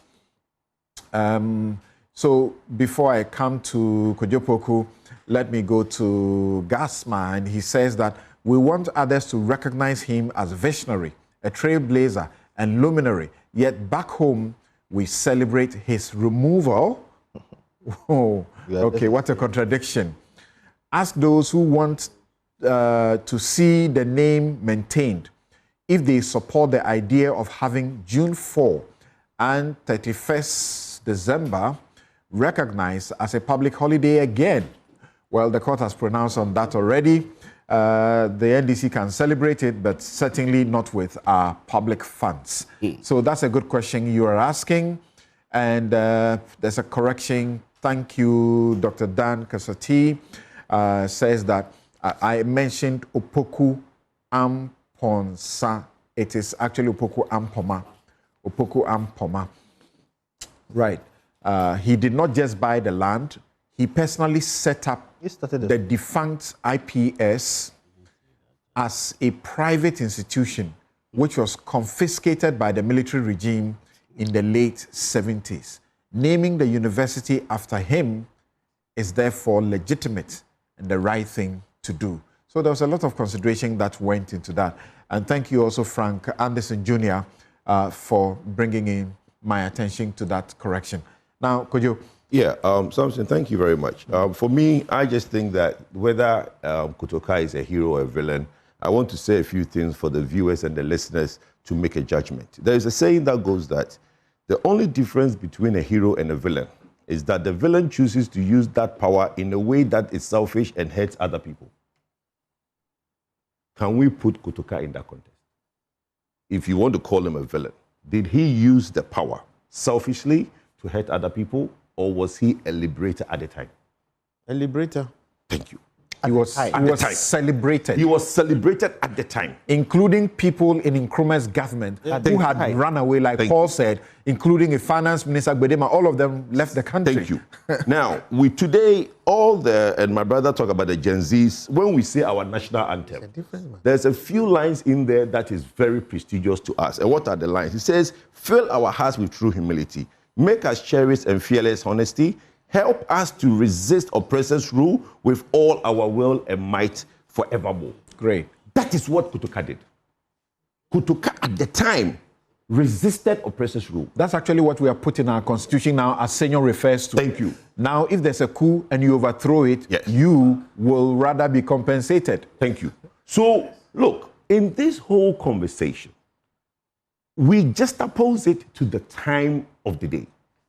The NDC, I call them NDC stroke CPP, right? Because really and truly, most of the people in there are trying to now use NDC to correct certain CPP wrongs. And they are trying to look at, and the act that my brother talks about, which was now a decree that became an act in 71, right? Basically, all it seek to do was to create a monument for Kutuka. A trust. Yes. I would say that, okay, if they are saying they are changing the name, can we still have a monument in where he died? For Kutuka, for history purposes. We have the Kwame Nkrumah Mausoleum. We have all the other mausoleums. Can we now have a monument? Just a second. Is that the idea that there will still be a presence of Kutuka when the name is changed to Accra? It is not even up for consideration. Like I said earlier, where a person dies should not be a basis of renaming a project. Like, I just support entirely what he said. But I thought we heard that there will be a monument somewhere for him. That's what I'm saying. But not in the airport. The airport. Okay, thank you. Okay. Yes, could you go on? So that's fine. Like you said. But for me, like I said, in the just opposing and looking at the history, at the point he was a liberator, because most of these things were even done not within, but within the civilian government led by Buzia and Edward Akufo. That's when they did some of these things. So they appreciate at the time that, look, he has created something. Nobody, like Senor said, who lived in this constitutional dispensation would even contemplate what happened in the area of Nkrumah. So we talked about the good things of Nkrumah, but nobody hardly talks about the flaws because we don't want to talk about the flaws. But that is what will make him human. If we do the tabulation and put the good and the bad, that will make him human. But everybody wants to make it look like Nkrumah was just a good person. And every time that side wants to be mentioned, he said, look at the MPP, look at the UP tradition, look at this. And they make it look like it is the UP tradition that wants to point these things out. No, history is important. And today, we are looking at renaming. Let me make this very brief. My brother Paul said something very, I think is good. He said, when you want to name something, bring the people along. My brother also, Issa said, sanity of collective unity. But I think that is relative, okay? What the NDC might think is sanity in collective unity is relativity. Because you might not want to now do certain things. Yes, in the Tamale instance, the name that was given. In Kumasi, the name that is given to Prempeh I. Somebody might disagree. In Kumasi. I'm just saying somebody might disagree, but the fact that you disagree does not now qualify under sanity of collective unity. You're somebody who disagrees somewhere, not in... Yes, I'm just saying somebody might disagree. As I say, might disagree. But when you disagree, doesn't necessarily make it that you sit and be numbling your thumb that whenever I get power, because I disagree, I'm going to change this. If we keep doing that, then we'll never have anything in perpetuity in Ghana, because at every point in time, somebody disagrees. Ata Kennedy's concern is about what we have done to the Jubilee House, for example. Jubilee Flagstaff, Jubilee Flagstaff. And it is my brother, as a businessman, very complicated. How kind of displays that? And you know funny thing. And now you funny thing. When you are in a meeting, right? The word you use, that shows your true color. If you're in a meeting, if you say Jubilee House, they know you are UP tradition. If you say Flagstaff House, it means you are NDCCP. No, that's not true. But those about businessmen, as government has changed right now, in the early months, I will start calling Jubilee House. It will take me a while to start changing Flagstaff. If government changes back another time, I will be making a mistake of Flagstaff. The Flagstaff House is the original name. But my brother, that is not what we are arguing. And you see, that's not what we are arguing. You are talking about renaming. Whether we,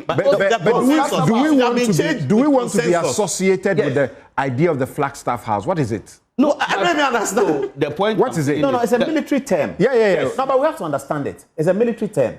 Now, the officers who carry the flag is a military elite unit.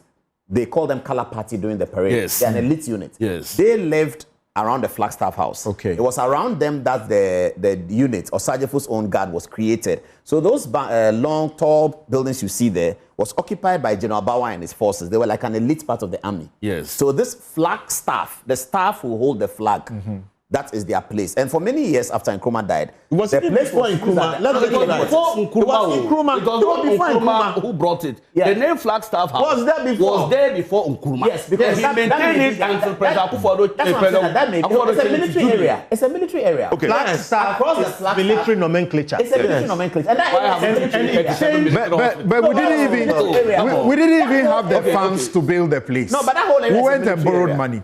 And on our Jubilee occasion, we say call it a Jubilee, house. And we can't agree. It wasn't a Jubilee not that occasion. we are changing It the was not a Kwame. But Jubilee the conversation is interesting. Something, one thing we've lost about this political changing, one major thing is that SHS 3 years, 4 years.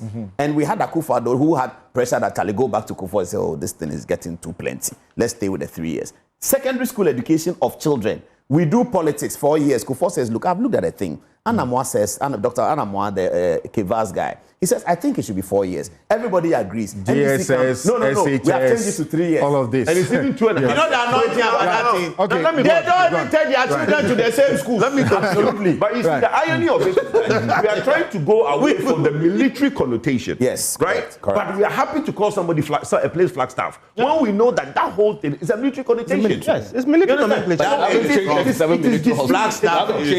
disingenuous. All right. Samson, it's disingenuous. You call it for us. presidential. Now, what do we do going forward, right? For me, what do we do going forward?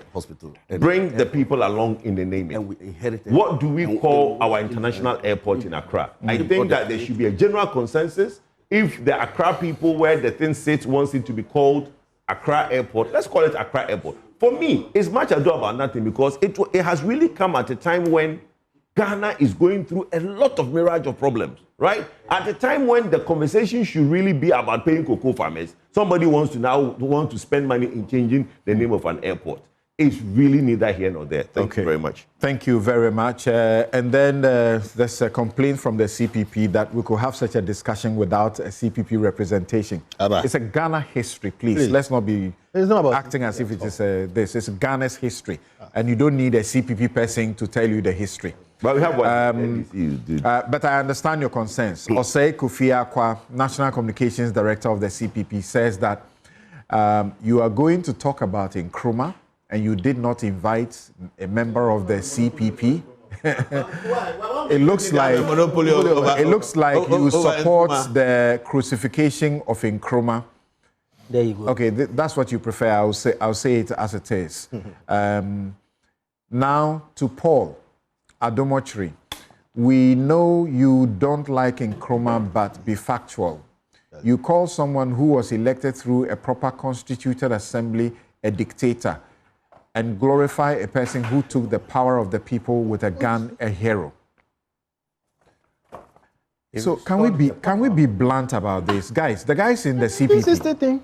Nkrumah became a dictator. You can't live with it. And he legalized dictatorship. In which state? In which state document is it written that supposed ministers had to run away for their lives? Some of them told us themselves. The history tells it. Now, about PDA, after 9/11 in the USA, national security policy settled on PDA, which allowed the US government to arrest and detain people who they deemed as a threat, including people who were outside the jurisdiction of the US and kept in prisons away from their homes. Thank you. You come back again and say, again, Paul talks about one-party state.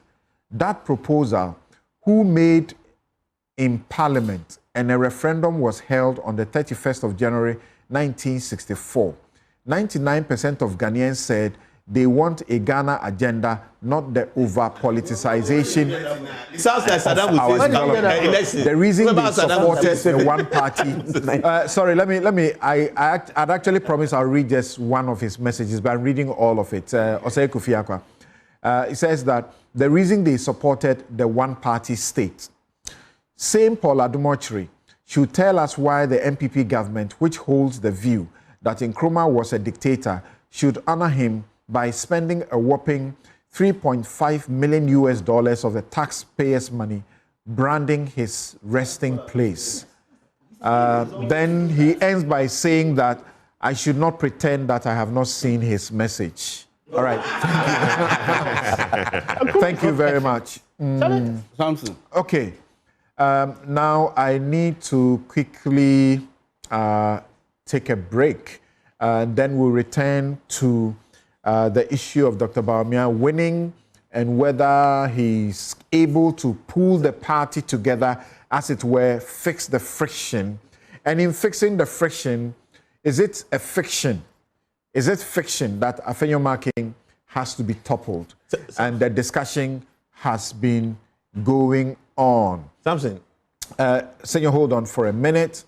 Akilu Fantiakwa Begro says, there is wisdom in keeping silent on negative lifestyle of great men, so that young ones only learn from the positive lifestyle of great men. That is from Socrates. Okay.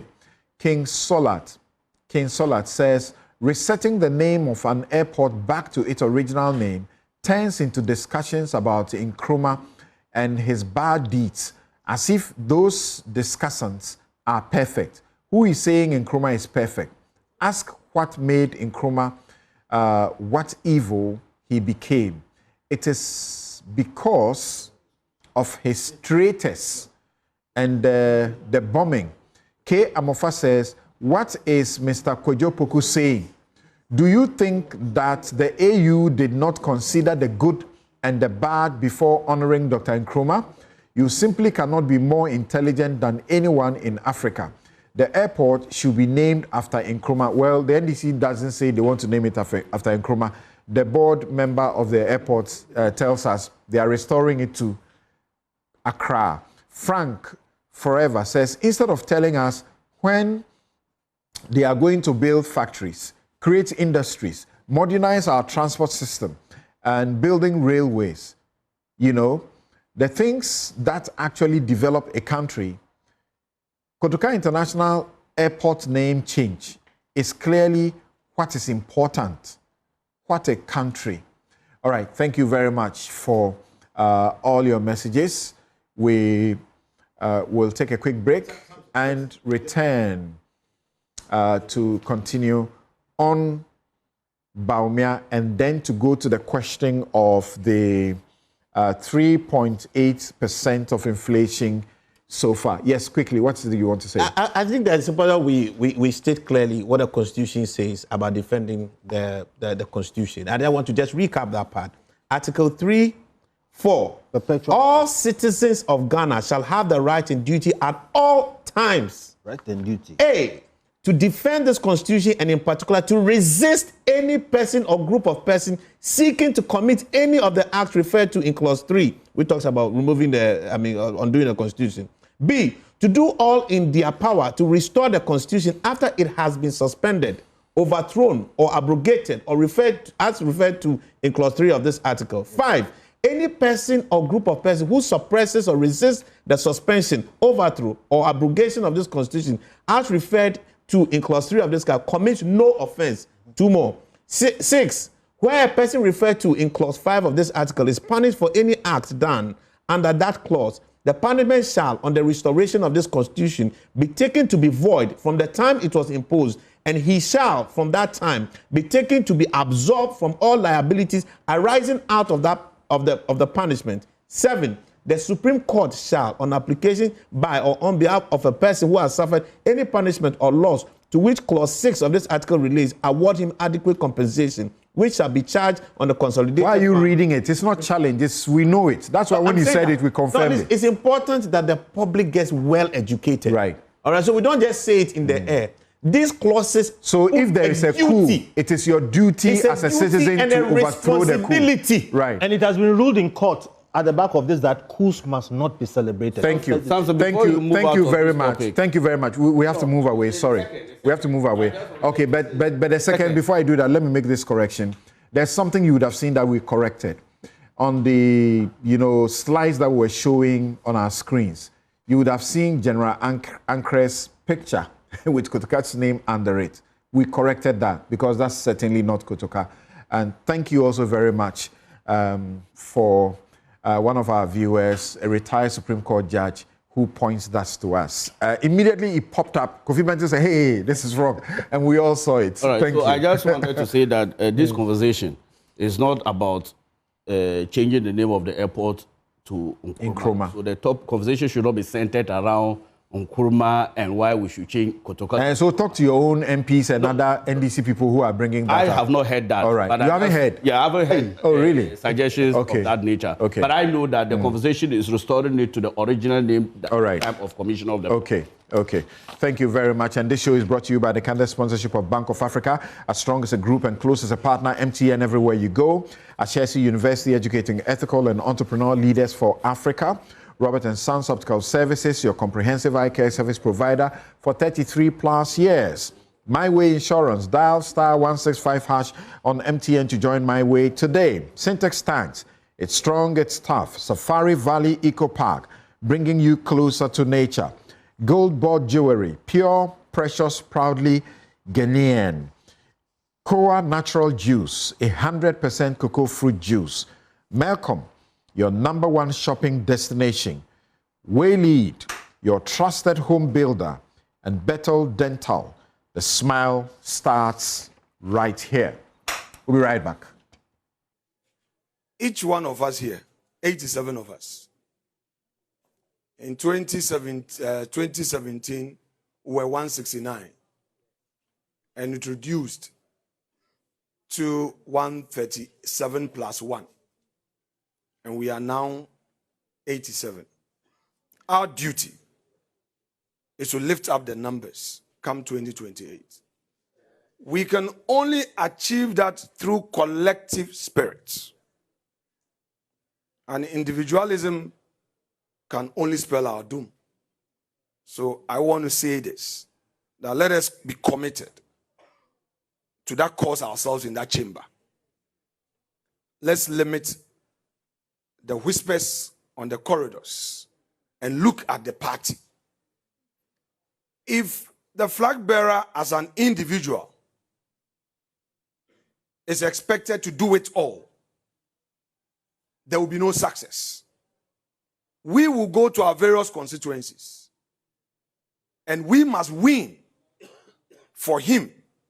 And if we win, it will depend on how we act together. So from today, let us resolve that though this is a party of peers, for the time being, you have given the 5 of us the opportunity to lead you. Have confidence and trust in our leadership. And let's work together so that together this party would be the winner. NDC is not an alternative. And we should know that here and now. I rest my case. The call by the contestants themselves for unity is the first step towards unity. You understand? So these are the people who have been contesting against themselves for the last 6 months, making insinuations against each other, trying all they can to show that the other person wasn't good enough. So whatever division, anxiety, tension came primarily from the context. Now, when the contestants themselves now commit themselves to come together, that is the first requirement for unity. So it is a very happy situation. Right. So Dennis Miracles Abuaji, aide to Dr. Bawumia, says that the elections are over. The campaigning period is over. We no longer have competitions. We no longer have factions. Oh, is this true? Oh, yes, it is. It's expected that the party people will say Samson, that. why does he keep changing his spectacles depending on one for reading, one for sight? I know, but my problem is how he knows the difference. I wanted to prevent No, I know how the man is on the way you are. No, but you know the funny thing, how he knows, but they are both the same. We do plenty things. When the matter is hard, then you have to change the space. And by the way, before that, somebody insists that I should make this correction. Yes. That there is a certain narrative that is not correct, and we need to correct it. And the narrative is that the correction is that the sponsoring institution for the memorial project, the Kwame Nkrumah Memorial Project, was the World Bank under the Ghana Tourism Development Project in partnership with the Ministry of Tourism, Arts and Culture of Ghana. But it is a government that said we want to do a project, and if the president at the time said we won't do it, they don't like the fact that Yes, go on. did it. They don't like the fact that institution has given tourism a lot of money. If you look at the visitors there, and Akufo-Addo did it because Nkrumah is one of our biggest tourist exports. Right. So we really have to fix it. And it shows the candor of the man. Yeah. But anyway, the MPP is at an important place. But as I have looked at the history, what is happening to the MPP now almost certainly mimics what happened to the MPP in 1998, when they decided that they needed to elect a candidate 2 years before, and the candidate that was elected the last election was challenged, and then he won, and then what he did. So I'm hoping that the MPP will take from the leaf of what happened at that time. Naturally, you expect political people in the MPP to say that we are united, and that will happen. You see, typically opposition parties don't struggle for unity. I think we've not noticed that in this country. The MPP won 2016 elections at the time when everyone would have thought that they are not united. The chairman of the party is fired, the general secretary of the party is fired, everybody, there was chaos all over the place. If you listen to Evans Mensah on Top Story and Eugene Entry, who used to be MP of Subin, said that when he heard Top Story, his stomach, because you hear Evans Mensah shouting, oh, the invisible forces are back at the MPP head office. This is 3 months to election. And he was dying, but the MPP won the election. So opposition parties don't unite, don't worry about unity that much. It doesn't mean they shouldn't foster unity, they should. But ultimately, they will come around. Dr. Bawumia has a decision to make. And I think that it's time that after he has served the party, the length of time that he has served the party, after he's been vice president, and he's been elected twice as leader of the party, it's important that he leads the agenda and he turns it into a Bawumia party. It's very, very important he does that, because how you come can also limit the way you express yourself even when you become. Because he came in picked by somebody. See, if you compare him to Akufo-Addo or Safomafo, J.H. Mensah, and all these guys, they didn't come to MPP because somebody picked them to be running mate. They came to MPP because they loved it from students' time, blah, blah, blah, blah. So they seem to have a certain pedigree. That pedigree cannot compare to one who has been running mate for 2 terms and has been vice president and has also proven to be a great vice president. So he needs to make his own decisions at this stage. And I'm happy with the way he started by talking to candidates. Made for 4 terms. Yes, candidates coming to him and he talking to candidates and all of that. I think that's important. In terms of the parliamentary situation, I remember that. Before we get to the parliamentary situation, I got a feeling that you wanted Kennedy Japan to win. Oh, I didn't. I just was hoping that whoever the MPP elects will be the person that can actually crack the whip, which is what they... I followed you. I follow you, and I realized you projected Ken over Bawumia. Oh, no, I didn't, because if you watch our program, for every Bawumia interview, we had a Ken interview. That's how we did it. So on the day that Frimpong Boateng came, he didn't even speak for Ken, but he sort of tilted towards an anti-Bawumia agenda. There was Niti Wool. No, in 2023, I followed how you projected Bawumia as well. It was completely different. You gave Ken very little space. But were you surprised at the outcome? No, in 2023, I didn't examine Ken. But in 2026, I sat down to examine his campaign. I talked to his people, why this, why that. In 2023, I didn't examine him at all. There are those who had said that for the NPP to even qualify him as a candidate to hold its flag, the NPP was lost. It had lost its image. No, I think that's very wrong. As a credible party. I think that's very wrong. And I am hoping that in the campaign that Dr. Bawumia will launch, he will incorporate some of the things Kennedy Apongo was saying. It is very, very important that he does, because some of the things Kennedy Apongo was saying can actually win you an election or can lose you an election. He's going to the people and telling them that you don't have jobs because our people are not thinking, why can't you do this water yourself? Why can't you do this yourself? Why can't you create a road? One day I went to Kennedy and I was asking him about his plans. And then he said to me that we have traffic from Accra to Cape Coast to Takoradi. We do. I said, yeah, we do. He said, okay, God has blessed us. When you are driving from Accra to Cape Coast to Takoradi, look on your left. I said, what is on your left? He said, tell me, what is on your left? I said, it's a sea. He said, right there is another road. And we don't do it. I had not thought about it. And I said, I don't understand. I said, many people have said, you are driving straight. Next is the sea. Put a boat on it and let the boat also go. So there are some things that we have to take from these very practical people. A lot of us who have benefited. Is it a question of lack of vision, ideas, or really it's about it comes down to money? It is the education we had. The education we had did not teach us to create. So few revolutionary people have come out, Kofi Bentil, Bob Hinson, and others, who are now telling us that you don't have to follow the path. We went to Legon finishing and waiting to get a job. Do you remember what we were told will happen to the Korle Lagoon? By Kennedy Japan? No. By everyone else. By those the who NPP? promised. Yes. Yeah, that they would change. What was going to happen? Yeah, they couldn't do it. So it's a question of money, really. No, it's not just a question of money. It's also a question. Here in this country, sometimes we do things in a certain way. If you want to do the Korle Lagoon, what a well thought out plan will do is first to settle and understand how to settle the people there and actually do settle them. So if you tell that all of you who live around the Korle Lagoon, please, we are moving you to Mamprobi for this reason. Now here in Mamprobi, you have this and that and that. And then what we are doing at the Korle Lagoon, because it is your land, you have 10% interest. Again, Kennedy Japan told me that when he is trying to move people, we settle it. Here in this country, we don't do that. Look at the Lardy road, Teshi, where I live. Many governments have paid them to move. Akufo-Addo is the one who came to break the buildings because he said that, they've paid, Rawlings has paid you, this has paid you, but we just pay them. We don't move them anywhere. Of course, when Akufo-Addo broke that in 2019 or 2018, the MPP lost all that area. Labadi, Teshi, Nungwa was completely lost, and it will be lost. Today, the NDC is doing Ramsar sites and breaking people's buildings. I bet you it's going to feature in the 2028 elections because here we are. We don't do the thought leadership thing. Let's think. What do we do with these people? They are 50,000. If it's going to take us 2 years to do it, what is their birth rate? They may be 70,000. So let's move them to Amman here, to Pram Pram, to here. Build something that is attractive. And I saw it in South Africa. They built 2 million houses for people, move them and put them there. Build something that's attractive. But the land that they are living, you need to understand that they still have an attachment to the land. So what are you giving them in the thing that you are doing? For the Ga people, their one is located there. One is deity.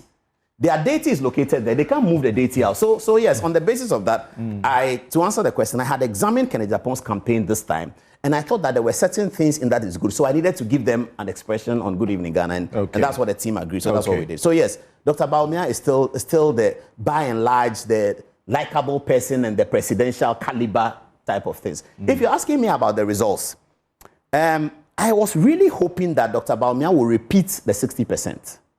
But when I looked at the results, I was glad because I noticed that he had won places that he didn't win. And it's always important how the party see him. And I noticed that in Ashanti, which is what I was interested in, it looked like the spread was wider. The longitude didn't go up. So only 2 places in Ashanti he didn't win, right? And then places he didn't win the last time, he won it. Correct. And this time, the 2 places he didn't win. Yeah, that's what I'm saying. There are only 2 places he didn't win. Yes, but the Duchu one is understandable. And then there was another one. But most places he did. And then in my place, Labadi and Teshi, he increased this. So that when I saw that, I thought that, well, that's not too bad. That's not too bad. But yes, I mean, the results was below. Any comment about Brian? Now, I went to Brian as well. All right. I went to Impriso to sit down. Where is the hotel? But what does it tell you that a place where Ken led? In Volta region, for instance. He flipped it. Oh, yes. Brian, when you looked at Brian's campaign. Ken is the biggest loser. Oh, well, yes, because if you come from 37 to 23, if you look at it on the state of the data, and it will look like, in fact, if you add Brian and Ken together, the Bawumia still beats them, yes. So it's not as if Brian took from Ken, or both of them could not match Bawumia. Fair enough. But when I looked at Brian's campaign and the way he was doing it, I sat there for from 8 to about 2 p.m., watching him meet the delegates, and I looked at it. When I came back, I went to see Akufo-Addo. And I said, I've gone to see Brian. What he's doing is massive. You remember his very first meeting with us? He was mathematical. Oh, yes. He was crunching figures. Yes. He was not dealing with all the mundane stuff. Yeah. He was crunching figures. But I know this number of people here. I know who to reach. And he worked for him. And that's what I told when I met Akufo-Addo then. And I told them that whatever happens, and I think I said it publicly, whatever happens in this election, you cannot leave Brian out of the mobilization and the campaign of 2028. Because he seems to know what to do. And if the MPP is going to win 2028 massively, the organizational operation of Brian Achampong must be put in place. I think that's, everybody understands that. Right. And the ideas of Kennedy Agyapong and the support he will give must also come. Right. Thankfully, we haven't seen him say, I'm leaving party, I'm angry, and we haven't seen Brian say, I'm leaving party. Because that's So Dr. suicide Bawumia, for any one of them, correct? because they are learning from Alan. You see, when you leave a party that is in government, you get some attention. Beyond that, nothing happens. So those who have left the party that was in government today, nothing. Look at Mrs. Rawlings. When you leave the party in government, look at Reform Party. When you leave the party in government, you get something in terms of attention. After that, that's it. Nothing happens. So the people who have left NPP when NPP was in government and people thought it was not a good government and you left and they were praising you for it, that's the end of the story. That's why Bawumia shouldn't and didn't resign. Yes. Those people who are talking... Bawumia resigned? No. Continue. Okay, so now Bawumia has... fixing the friction. Yes, fixing the friction, I think is going to be easier because the party is in opposition. And that he must run very fast. Thankfully, he has a lot of time. The best thing that happened to the NPP was the decision to have this Congress early. And everyone has seen how the matter has settled down. What is exciting for me as a news reporter is that I'm waiting to see what happens in the NDC. I can't wait. And I'm going to look at it with excitement. Because when people talk about a political party, MPP is this, MPP, it's with every political party. And we are going to see it. The Gen Zs who are now seeing their first government and opposition, they will see Now, it. to what you were going to that I paused you. The parliament. Yes, is Afenyo-Markin's position untenable, looking at his non-support for Bawumia and the way he marshaled his constituency for Kennedy Agyapong? I think I have to say something for Afenyo-Markin in terms of the leadership and how they manage the Congress. Whereas the results indicates that Kennedy Agyapong was very popular in his constituency, and it might mean that he told his delegates or something. Throughout the process, Afenyo, you would say, was one of the most disciplined leaders of the MPP in not showing his hand one way or the other. What happened in the reason why we are saying all we are saying is the results that came out. But if the results didn't come out the way it came out, would you be able to say that Afenyo is Ken or Afenyo is Bawumia? Well, he managed it well, but that's the point. But he was not. No, he is somewhere. Everybody is going to vote. And I respect his loyalty. He said that already. But even with the loyalty, he didn't display it openly like other MPs who came for Ken. Very well. And other MPs who came for Bawumia. He's the leader of the group. And he didn't show any such thing. So I think he must be commended for that. I agree. If you take us back to the 98 example, which I'm saying mimics what is happening. J.H. Mensah was the leader of the minority before the elections of 1998. J.H. Mensah actually, I believe, contested, or he was not supporting Kufuor, who was his brother-in-law. He didn't support Kufuor. Never did. But when Kufuor won, J.H. Mensah was maintained as the minority leader to the next election. So Kufuor and J.H. Mensah are relatives through marriage. So it might be easy for loyalties to switch, or it might be easy for suspicions of loyalty to be. Will Afenyo be removed? You know a lot better within the party than some of us do. I have heard that there are some members of parliament in the minority who are not happy with Afenyo-Markin. And they believe that because they supported Bawumia, they now have to get Dr. Bawumia to sort of pull it against Afenyo, and they are using the Bawumia victory and Bawumia's hand to carry out their own personal vendetta. I am not sure that if you ask Dr. Bawumia himself, as an MPP leader, as a scholar, as an intellectual, as a politician, whether he thinks Afenyo is doing well or not, I'm not so sure that his answers will be that negative. What would be the cost of doing such a thing, removing Afenyo? Oh, as for the cost of removing Afenyo, if they do have some basis, I don't know whether they do. Because we've seen Asidun Ketia do it to Haruna Idrisu and Muntaka. Nothing happened. They won the election. So opposition party, it's a different kettle of fish from a governing party. I don't know the details of what all the MPs know. I'm not in parliament. But some of the MPs really complain that they don't like Afenyo's leadership. But which leader have they not complained about? They've complained about Chairman Sabunsu, they've complained about Toforsen, they complained about Haruna Idrisu. So it's a decision for Dr. Bawumia to make. But how he makes that decision will indicate a lot, and the reasons that he gives for that decision. Should he not? Oh, if you have a basis to remove on the basis of loyalty, you should. Because loyalty is everything in politics. Tony Blair and Kufuor would tell you that it's loyalty. I see that you are still in the celebratory mode. Yes. That your candidates, won and won very comfortably for you. But before you go to that discussion, can you begin from what we are hearing, and within the party, even some of the supporters saying it publicly that Afenyo-Markin's position is no more tenable, and others suggesting that removing him will be terrible, and it suggests intolerance, that all the MPs should not support one candidate? Samson, thank you. I did not thank the very good people who gave us the victory, and I want to take this opportunity to thank them and for their support, and also the 2 million people who did not listen to Dr. and voted MPP. We want to thank them that this time around they should basically give us a hearing and let us improve their lives. Look, let me make this point.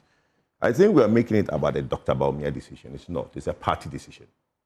The party would have to make a decision at a point. We know that I'm happy everybody is clapping for the early election of the flag bearer. When we stood our grounds and we decided that that was the best for the party, and we were internal and we understood what was going on, we realized that if we have gone through the polling station and all the things that we had to do to get to national, the party will be split into multiple parts. Because we saw what happened in 2022, we saw what happened in 2023, and I was part of the process because I contested. So I had a front view of what can happen if we allow the internal processes that we go from polling stations, elections, all the way to national. We thought, no, let's do the flag bearer. Let's take that cherry off the table. Let's do that, and everybody can go through the election. But look, I'm happy everybody is clapping that it was a good thing. Now, after we have done the polling station, the coordinators, the constituency, the regional, and the national, we have a new NEC, right? So we have a new set of executives. Retention is about 85%, but there will be a new set of executives in the party. There will be a new national chairman. There will be a new national executives who will now sit at NEC.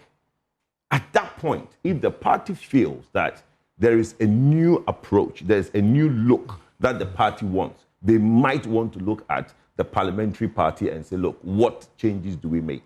So that is not a Bawumia decision. I honestly think that, yes, he sits as the leader of the party, will have an input. But I think it will be a NEC decision somewhere in September, October, what happens in the parliamentary caucus. And I think the parliamentary caucus is also represented at NEC, and they would also make their input into it. So I don't really want us to make it a Dr. Bawumia decision. If Bawumia doesn't want it, will it happen? No. I think that as a leader of the party, as the flag bearer of the party, his voice will carry sway. At NEC, you really have to lobby and get the people to your decision. So you have to carry the people along. The president and the leader or the flag bearer of the party always have to play the NEC game. So if he takes a position and he loses it, that should also tell us whether he has the executive or he doesn't. But what I'm saying is that internally, that would be a sad commentary. Internally, we know how the game is played. And I think it will be difficult for the president or the flag bearer to have a position and lose it at NEC. That means you don't understand how the dots are moved. We know the game. We know how NEC operates. And if the president or the flag bearer wants something at NEC, you have to do extensive consultation before NEC so that when the vote is carried, it now becomes something that you want. Now, where would you like him to stand for the purposes of the reconciliation on Afenyo-Markin? And that brings me to my second point. Where would you like him to stand? Doctor has a heart of gold. I keep telling him that I have a lot to learn from him. Everybody that knows. You're a potential energy minister if he wins the elections, everybody knows that I'm combative. I don't know what I am, but no, I don't know what I am. I have no idea what Samson and Mr. But you advise him on energy. Well, so yes, I do. But what you advise on and what you become when the party comes, me and Kofi Akoseka, that one I know. Pardon your own boot. You see, Let me take. I've just received a text from somebody in Parliament that says, Paul, I just heard you. It's settled. Another Domprey will become. I mean, I can't mention his name, but. Oh, I see. Yeah, I just heard. Well, another Domprey will become. That's all he says. Well, that's fine. Maybe I don't know whether that's somebody's true, doing mischief somewhere, but for us, we don't know what's going on. You see, the space is changing again, oh. Yes. Yes. So now let me start from this. Look, everybody that knows me knows I'm combative. Doctor is 100% different from me. He has heart of gold. Look, for the things the man went through, the things that were said about him.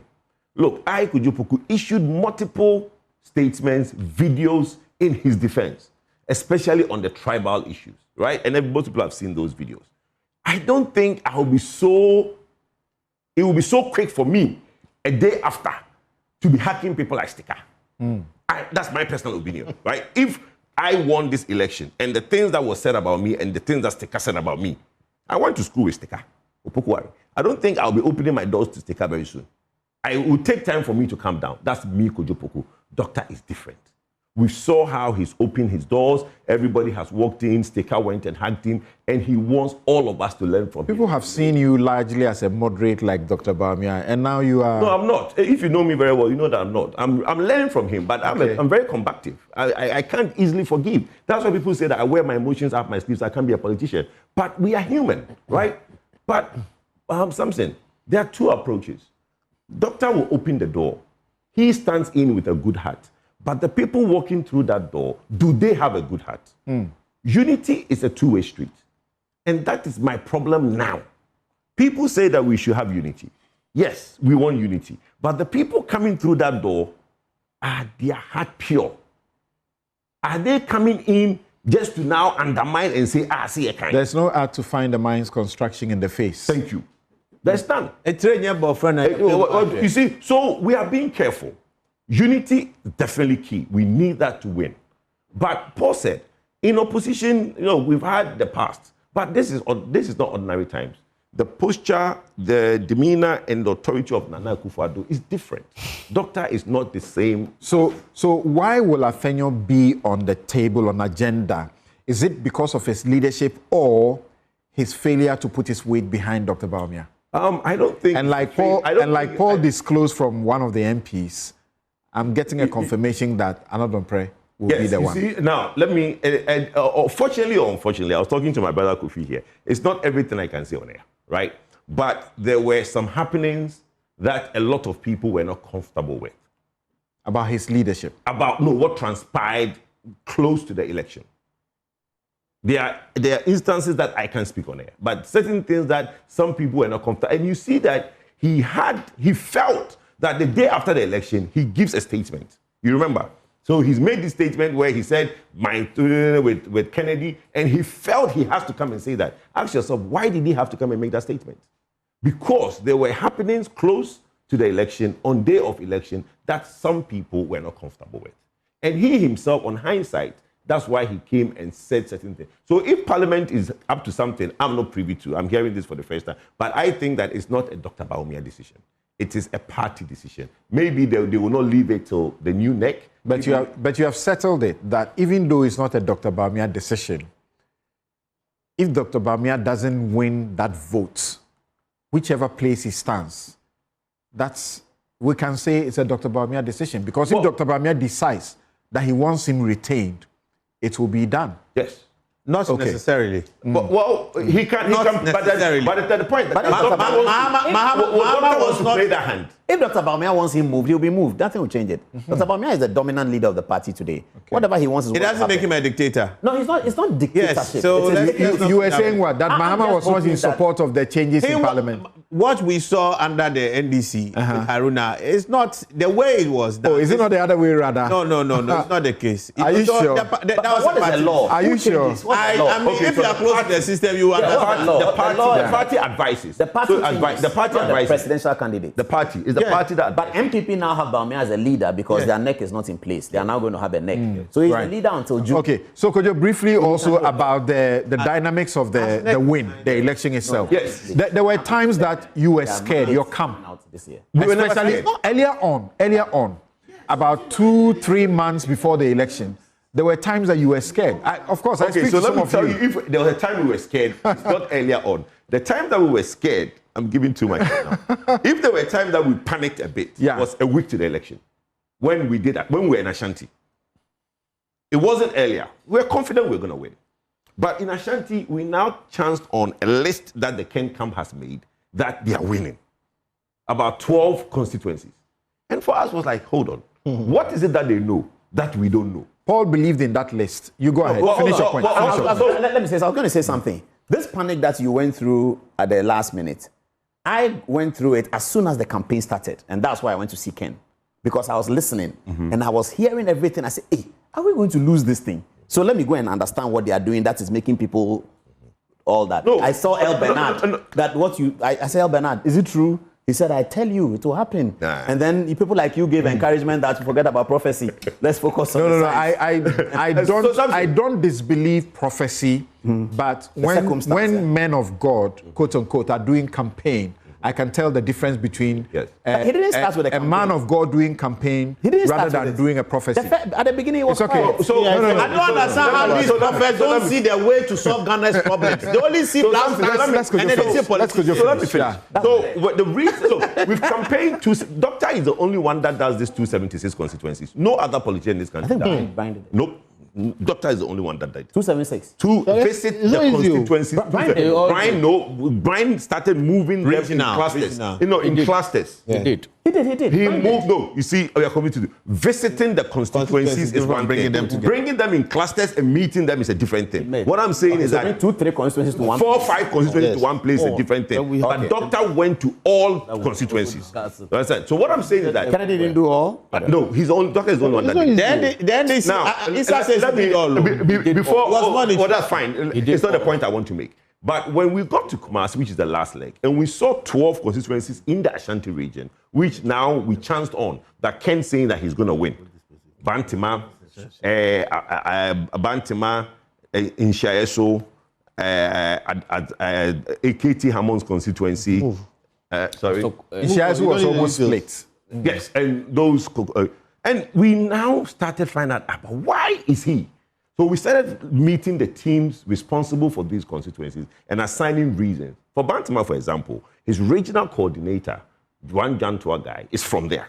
So he spent a lot of money and doing a lot of things in Bantima. So we started to get, look, so now the hard conversation started. Then fine-tuning why and what we can do. That was the only time that there was a bit of look, because the assurances, the vigor, the enthusiasm from that camp was a bit too much. And we think that they can't have that much energy if it was just based on a fluke. So for me, it was that time when we now have to go on the platforms and talk to various people and find out what it is. But as it pans out, he won all those constituencies, except the Ahafwano one that he won with Elvis. But look, the spread is good. Everywhere, in the Greater Accra especially. Greater Accra. So as you can see on our screen, let's go to the spread, the national spread. And you can see that Bawumia has done a lot better this time. He's won across the country. And the most important place is also the Boko Enclave, right? There's 6 constituencies in that area. We heard a lot about how they don't like him, they don't vote for him, blah, blah, blah. He only lost Binduri. Right. He won Garu, he won Timpani, he won Boko, Pusiga. Okay, let me go to Kofi now. So I think, but a quick comment as the national party also reorganizes. Now we know the people who are throwing their hat into the national chairmanship thing, and they include Wuntumi, right? Yes, Wuntumi. And again, there's suggestion, if your party is listening, that your party has been known to be a party of the intellectuals, a party of decent people. You shouldn't be qualifying people like that. Like who? Like Wuntumi. What do you say? Let me, Paul first. You see what your party is, and you see, democracy has demerits. And democracy is about numbers. It's important for us when we find people who we think do not fit the bill and are rising, that we use the same democratic credentials to defeat them. Dr. Bawumia was able to defeat his opponents. He didn't cry that you can't have this person as that. He just went to the delegates, told them his story. So we must allow everyone, whoever they are. That's what democracy is. No, but people who have baggage, that does not lend to credibility. That's the point. But the general public are going to vote. And so we must convince the delegates that you can't vote for this person because of this. And then we must have a convincing argument. If we don't do that, we'll be overtaken by time. We saw Jerry Rollins rise up and... it was Let me finish this quickly. Look. Let Wuntumi run and let him lose. We seem to think that the delegates don't know what they want to do. We seem to think that a lot. Look, the delegates are the smartest people you can think of. Look, it's not about money. Because if it was money, other delegates will spend Dr. Bawumia. Right? Other candidates. Other candidates have spent Dr. Bawumia. So if you didn't give them money, do you think? I'm just, look. What I don't want to. I don't know if you don't give money. As I'm saying that it is not about money. The delegates will take your money and still vote otherwise. They do not just go to the whims and caprices of money, right? I've had my uncle called me 2 days ago and had this lengthy conversation about the same conversation about Wuntumi. Chairman Wuntumi is a 3-time regional chairman. Before that, he was two-time chairman of Bosomtwe. Some people say people like that Well, were, that's fine, were but a in mistake politics, you see, that you in shouldn't politics, have. in politics, like my brother Paul said, the yardstick is different. You see, it's people's representative, right? Woon to me has a way of mobilizing people. Chairman Woon to me has his politics. You might not agree with it. Does it work? Yes. Mwah. And the people are, yeah. If he stands elections with Ejakun, Akomia is interested, is it? I don't know. If he stands election with people like this and he wins, it tells about the your message. party. No. It's the message. Let's now go and look at the message. Dr. Stood did 1 hour every time in every constituency and gave his reasons why all the concern number 1 to number 8 shouldn't be listened to. Dr. Stood and gave his vision. If Woon to me craft a message, goes around and tell the delegates why he should be chairman, and Woon to me wins, let's not discount the power. Kofi. We are here today.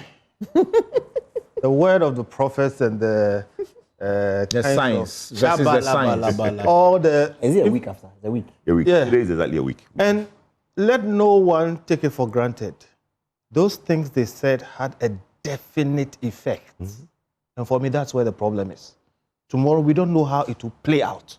There was a definite effect. Okay. Today, we are looking at it here today, and we are saying, oh, after all, they meant nothing. At the time, they meant something.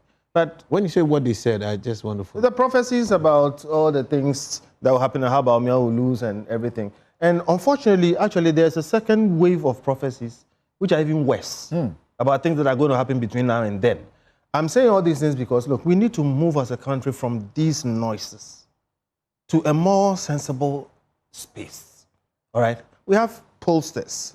You know, in the past, we had some pollsters who we can easily dismiss. But today, we have very serious pollsters.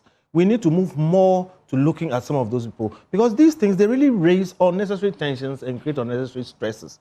That's it. Let's leave it. Now to the substantive matters. Number one, it was an absolutely good idea for MPP to shift their strategy and bring their primaries forward.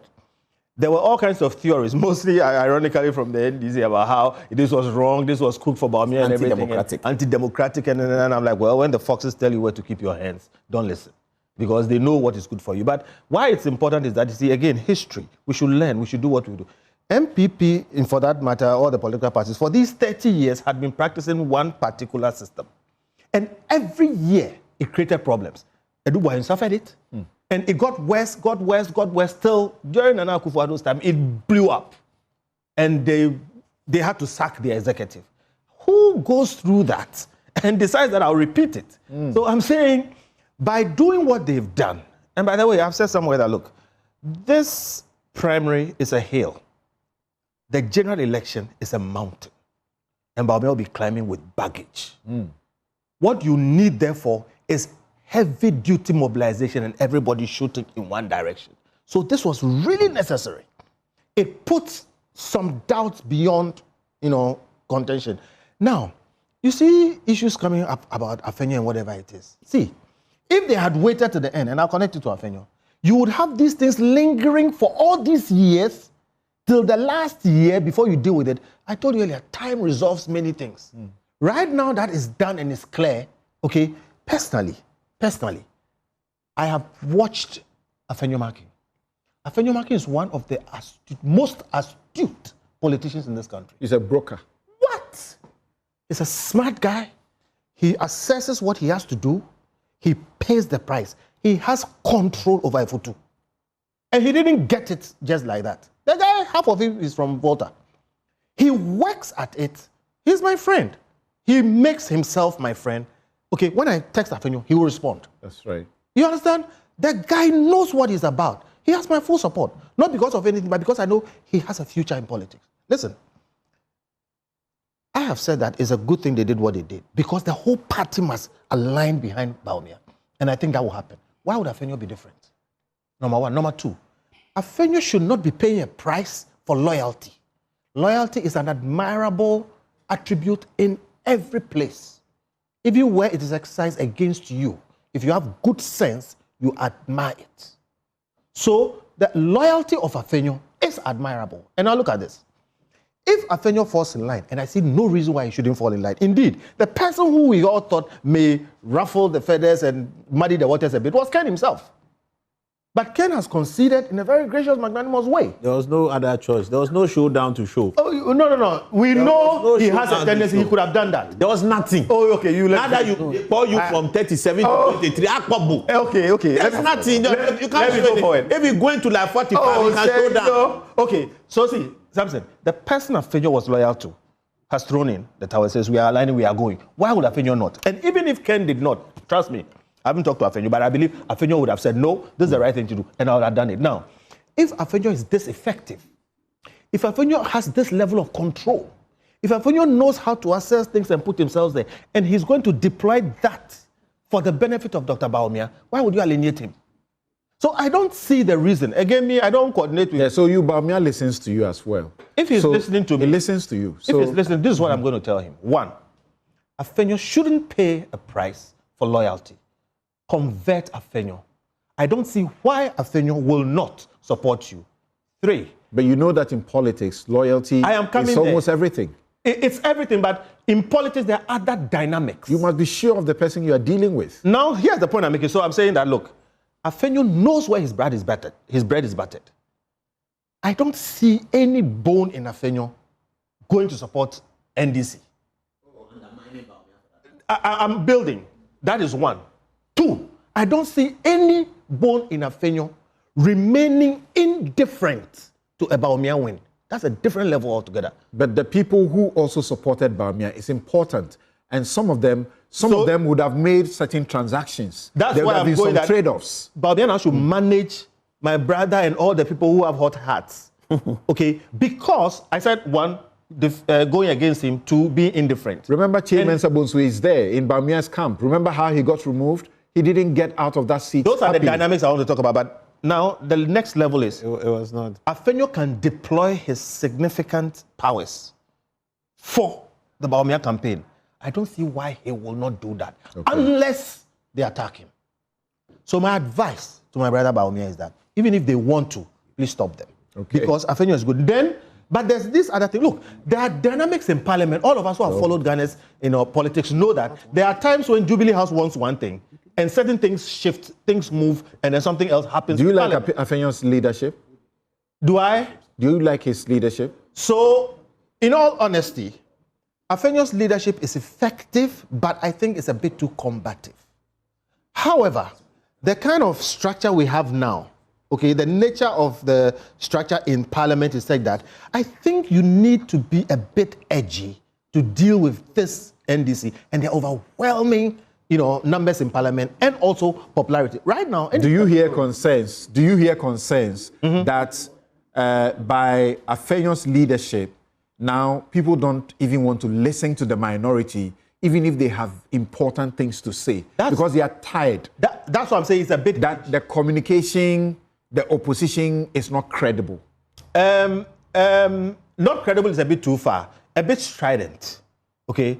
A bit forceful, okay? But I'm saying... So if that will not help Bawumia's cause, why should he be supportive of keeping him? So now that's why I started by saying that everybody must fall in line and align.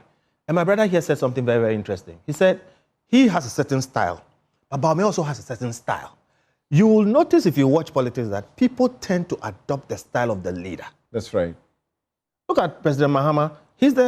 I've always said the dove and they are being forced to toe the line. Look at Donald Trump. People are beginning to talk like him. So what I hope Bawumia will do, and I advise him to do, is to make everybody fall in line. If he is hugging sticker and you don't like sticker, stop. Fall in line. Doesn't matter. You understand? So for me, my advice is what I've given publicly. If I meet him and I speak to him, I'll tell him the same thing. Let me add the last point. Everybody knows, including Afenyo, that given what he has done, he's put himself in jeopardy. If for any reason Bawumia is able to save him, he will feel indebted to him. But that does that also not tell you something about some wrong in the party politics, even the internal politics, that everybody is expected to support one place? Okay, it is not a wrong. A political party is an organism formed to execute a particular action. And like I said, it is necessary strategy that you whip everybody in line and make them support you. Otherwise, why are they there? Okay? I speak my mind and people know I'm aligned. I like Bawumia. The Constitution requires that the party should be internally democratic. Internally democratic does not also mean you throw away your strategy. In working your democracy, You campaign and you make people fall in line, including whipping them into line. Okay. That's the essence of having a political party. You are in Parliament. What did the signal come to you like? The signal that even going to Bawumia's home to celebrate with him, the guys in Parliament, the MPP guys who were in white, you know, took Afenyo by surprise. Yeah. He was at a press conference and discovered later that his people are not there, they are at Bawumia's home, and he had to rush there. Yeah. So he was unaware. He was a leader who was naked. Yeah.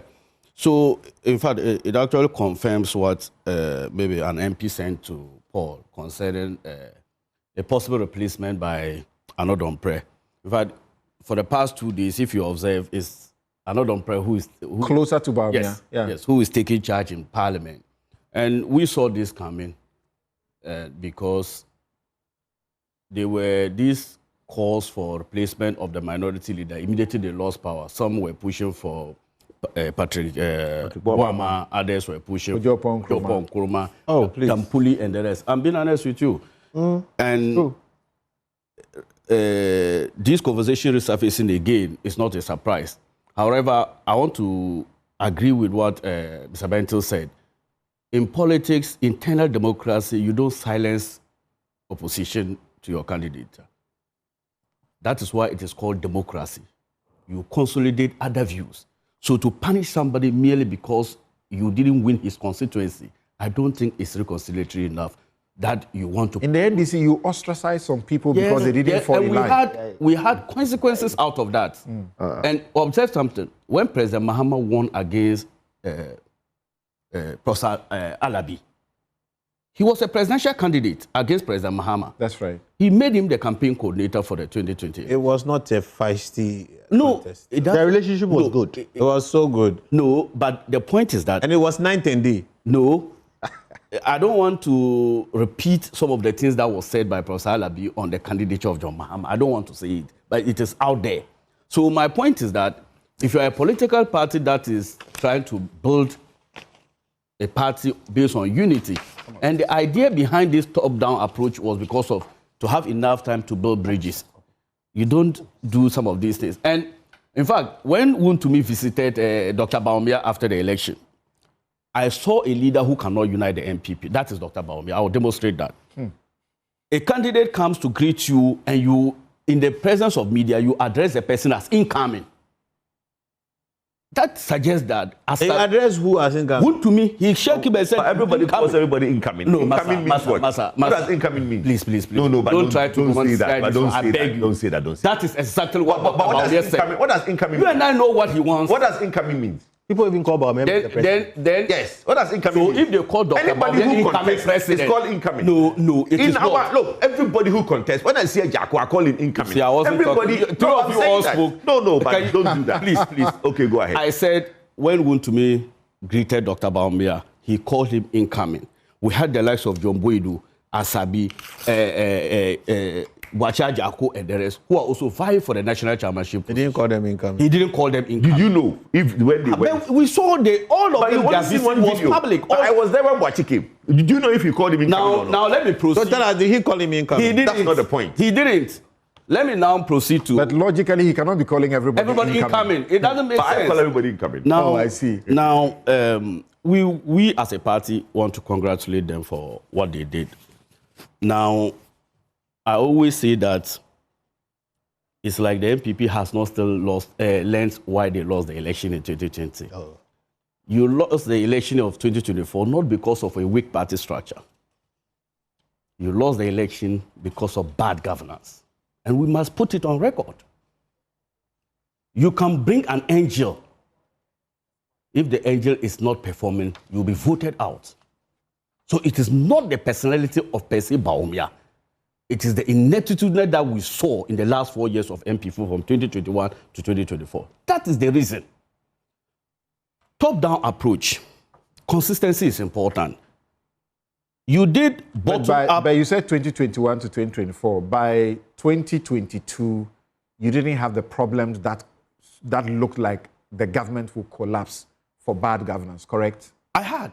We had always maintained. Oh, please, 2017, 2018, the economy was good. No, by 2019, the economy was good. I just stated the reason why I started from 2021 is because Ghanaians renewed their mandate in 2020. That's right. So that is a declaration that there was some level of good governance to what they did. You know, every election is a verdict on your scorecard. So that is why I started from 2021. Okay. Now, I'm saying that 2000 election saw MPP win with bottom-up approach. 2004 saw MPP win with bottom approach. 2016 and 2020, 4 elections were won with the bottom approach election methodology. Now, this top-down approach, where do you find it anywhere? Number 2, you allow party people to evade accountability. Every polling station executive has been elected by the people. So after every 4 years, polling station executives or even all layers of the party across all levels are subjected to the same level of accountability to their people. Now, basic statistics. I had a question that MPP people had only 2 questions to answer. Do you want to elect a president or you wanted to elect a flag bearer? In my mind, I have no doubt they have just brought an old wine in a repackaged bottle. The truth of the matter is that... but that could be said of John Mahama. But he still won. I will demonstrate the difference. Please. I will demonstrate... But it's a before you move on, when you suggest, is it your suggestion that if they had done the bottom-up approach, Bawumia will not win? Is that your my suggestion. How do you answer that argument now has been demolished beyond doubt? Because the Kenneth Japan who thought he would win, who says this was a free and fair process, yes, lost. So let me tell you why there's a difference. You realize that he lost miserably. No, he didn't. You see, you are personalizing candidature. When you have an establishment candidate as against opposition, in 2023, the loudest opposition in that election was Ken.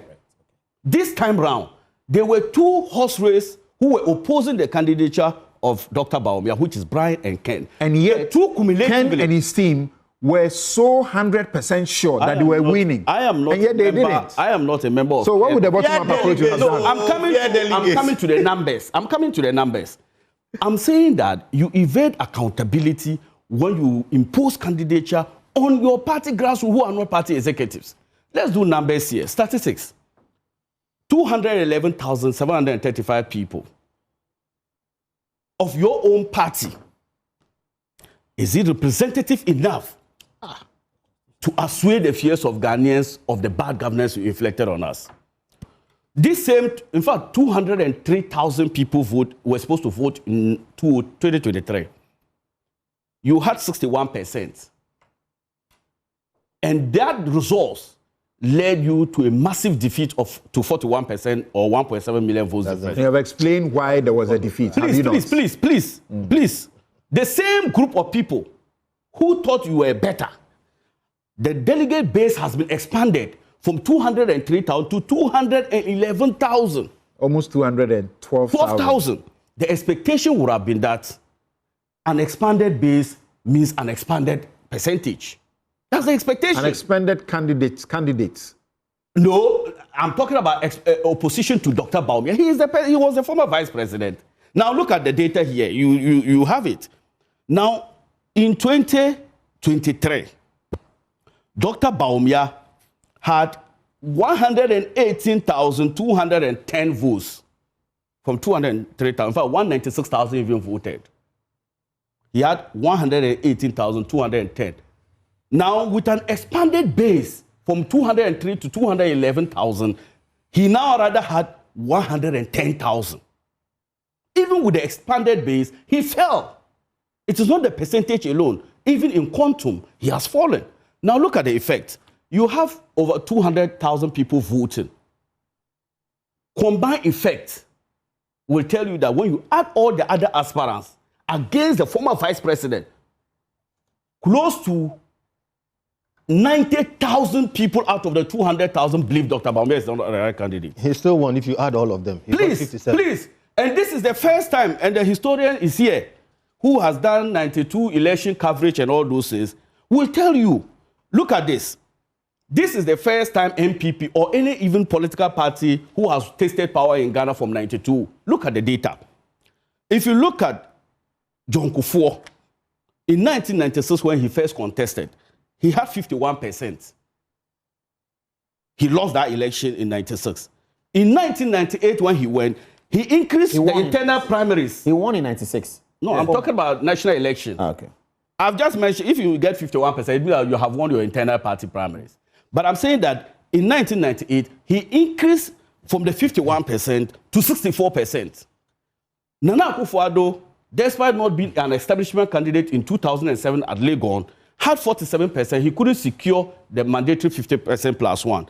In 2010, on his second coming, he moved from 47% to 78%, demonstrating complete control of the party.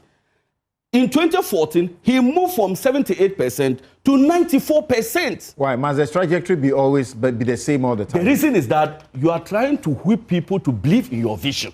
The more, the merrier. I see. And people argue that. But they say now he has a better, regional spread. Oh. He's won except 2 regions or 3. With a declined base. Now let me come to... With an increased candidature. Let me come to the candidature. In fact, let's stop this type of mathematics. I hear them always repeating that 2 million MPP people didn't vote. That's not statistically correct. We shouldn't be repeating it. They have done their research. We have a constationarity of data. Data are not stationary. You don't assume that number to your... Look, every set of elections, you come with its own data sets and what defines it. That defeats your own argument a while ago. Can you... That defeats your own argument a while ago. It's the same data set. It's the same data set I was using, MPP delegates. It's the same data set. How can it be? Okay, let me go to Senor and then go for a break. We refresh the delegates. How can it be the same data? It's okay. It's okay. The delegates are refreshed. Quickly, then we hear Senor and go to a break and come to the 3.8 inflation reduction. I beg you. I'm saying that. But I need you to know that you're speaking longer than any one of them has done so far. Yes, I check your time. Okay. See. Now, no problem. I'm saying that the history suggests that maybe when you go first time and you don't win, then you are given with another opportunity. This is the only sitting president who has lost with this magnitude. When Prof. Mills came in 2000, having served as vice president for 4 years, he moved the election into a second round election. In fact, it took an alliance of other political parties to defeat the NDC. And bear in mind, at the time, the PNDC-NDC had ruled Ghana for 19 solid years. There was general fatigue and tiredness, and they believed that a vote for President Mills was an extension of the rule of President Rawlings. Despite that, President Mills still moved the election into a runoff. Look at, you've been marketed for 16 years. This is not the type of preparation you need. You've taught this country for more than 5 elections, and you came with this humiliating defeat. Finally, the issue of tribal politics, Sticker and Co. introduced tribal politics into their party. Look, you can't approbate and reprobate. You can't eat the fruits of a poisonous tree. You planted it. You came and told us in the northern region that we should vote for you because you are a Muslim. And this is the first time a Muslim is coming to lead the country. On the other hand, you came and told us that you are a member of the Bewat clan, Dagombes, Nanumbes, and Mamprusis. This is the first time a Mamprusi is coming. You need to hit it when the thing hit back at you. You were telling us that when the northern region presents a president, the next time a president comes, will move to another region. You said it with your own mouth. Anyway, we know that in the first, when the MPP won power, the first, election that brought Akufo-Addo to power, we know that Bawumia did a yeoman's job in bringing northern votes and so on and so forth. So things can always change. Not the change, the speech. What did he say? Yeah. Things can always change. Please, yes, Akufo-Addo won the election with 49% of the party votes in 2008. He actually did win. Okay. Yes, Senor. Quickly, and then we go to a break and return. Yes. Before you win. Yes, Paul and Sanerigo. Thank you. Thank you, Isa. 49% can win with the Isa, thank you, Paul. Thank you very much. Thank you. Yes, Senor. We are fine. We are fine. So, we are very fine. Don't worry. So,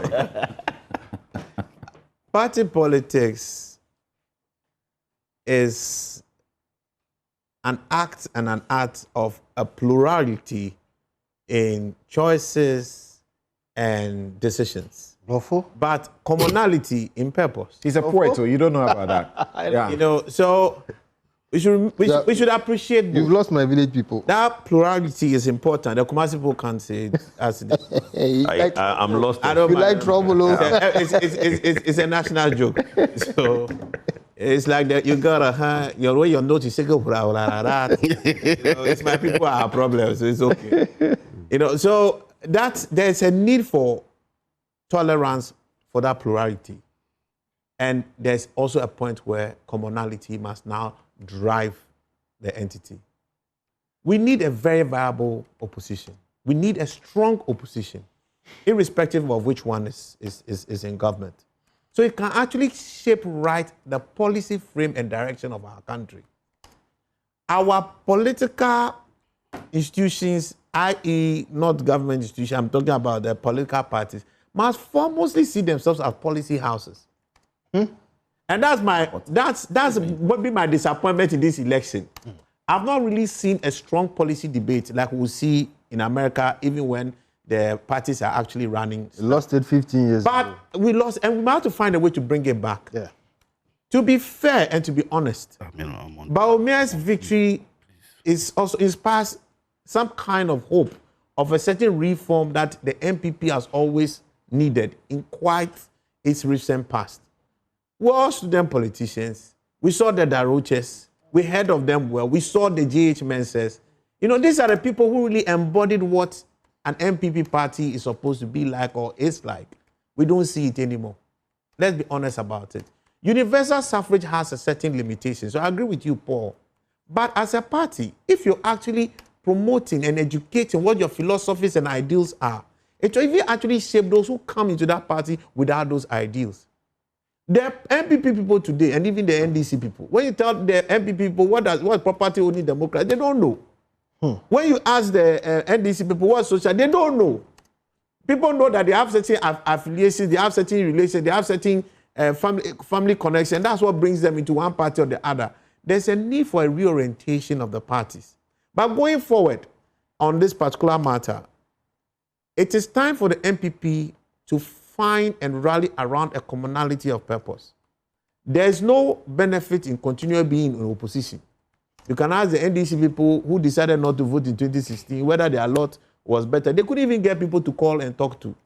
It's the same problem you have today. Your people need you guys to win power. I'm not worried whether you're winning power or not, because your ability to win power as MPP will be very dependent on how bad or how well the NDC will do. In this country, almost every election is a verdict on the ruling party. Yeah. But it would be great if for the first time we really see an opposition party not coming in by just condemning the ruling party, but coming in because it's showing superior ideas. And I like Bawumia. He's somebody who seems to acknowledge, he's a moderate, relative moderate, acknowledge and also appreciate the successes of the time. He's commanded the current government, and that is the time of temperature we actually need. Because we may be different parties, but we're still one country. How do we actually shape policy and our advocacy going forward to reflect a certain unifying feature that can actually shape and change the lives of people? So constructive opposition activity. Should Afenyo go or Afenyo not go? Afenyo has held the line for the party. Afenyo has given MPP visibility. You may not like his ways. I think that he himself knows there are a lot of places where he can improve. But it's also a first timer to this particular role. All right, so things will change. It's not the young Afenyo that he used to be. He will also grow, and I think he is growing. But if they really want to reflect that, there are different types of characters and personalities that are required. If you want to have something that replicates Bawumia's character, of course, Afenyo is not Bawumia. He hasn't got that particular personality, but his personality also has its advantages. If you want to replace Afenyo by a Bawumia character, then you're talking about a Patrick Buama. There's nobody else I see in that party. But do you support that? Do you support that? Is nowhere near that. I don't think his advocacy has been very competent. He's not managed certain things well. His visibility has dent, and his maturity also has dent. he will grow. Oh, and I don't think so. Well, that's, I mean, that's your view. No, that's my view. That's my my view. The person they are grooming for presidency. No, he will get there. Listen, I don't think so. I think he's growing, and I think that he will get there. He's not there yet. Somebody like Patrick Bawumia, who has had practically one of the longest. So I have Afenyo-Markin on the line. MPP. I have Afenyo-Markin on the line. Afenyo has done a great job. Hold on. Let me make one last note. Let's hear him. I beg you, me too. I'm here. I'm sitting here. I paid my money and put my food to come and sit. Quickly. He's paying for the call. Please, and I'm here. I beg, it's my time to talk. I've received a note, and for some clarity relative to their visit to Bawumia. John Daku he said Afenyo was part of the plan to be there. He was late because he had to represent the same party at a speaker's program. So it wasn't as though he did not want to be there. It was not deliberate. It wasn't deliberate, no. Okay. And it's understood within them. It wasn't a sabotage. No, never. But Afenyo is not that guy. You see Afenyo. Afenyo may disagree with you. But you are saying something that he could probably say himself. So let's also say. All right. Thank you. You are here. He's on the phone and he will go away. So thank you very much, Honorable Afenyo-Markin. In fact, he'll be on the show. We have been doing our first hour exclusive with a group of people. He's one of those who will be coming after we had Sami Jemfi, Mahama Yarga. Did I say Mahama Yarga? Dominic Ayine. Mahama Yarga is also supposed to be here. There are a couple of other people who will be coming for the first hour exclusive. So Afenyo, yeah. Yes, sir. It must be Afenyo. Because he's the guy who has Good morning. Let's hear what you have to say. So I think I just received a video of some discussions, and I thought I should put things in the right perspective. First of all, Saturday after the elections, I came to Accra and did what I had to do. Sunday, I got in touch with the flag bearer. We agreed on a plan to meet with him as a caucus. I called a leadership meeting Monday afternoon. All my colleagues were in my office Monday at 1 p.m. dot. Prior to that, I had met the flag bearer face-to-face and I had briefed him on activities.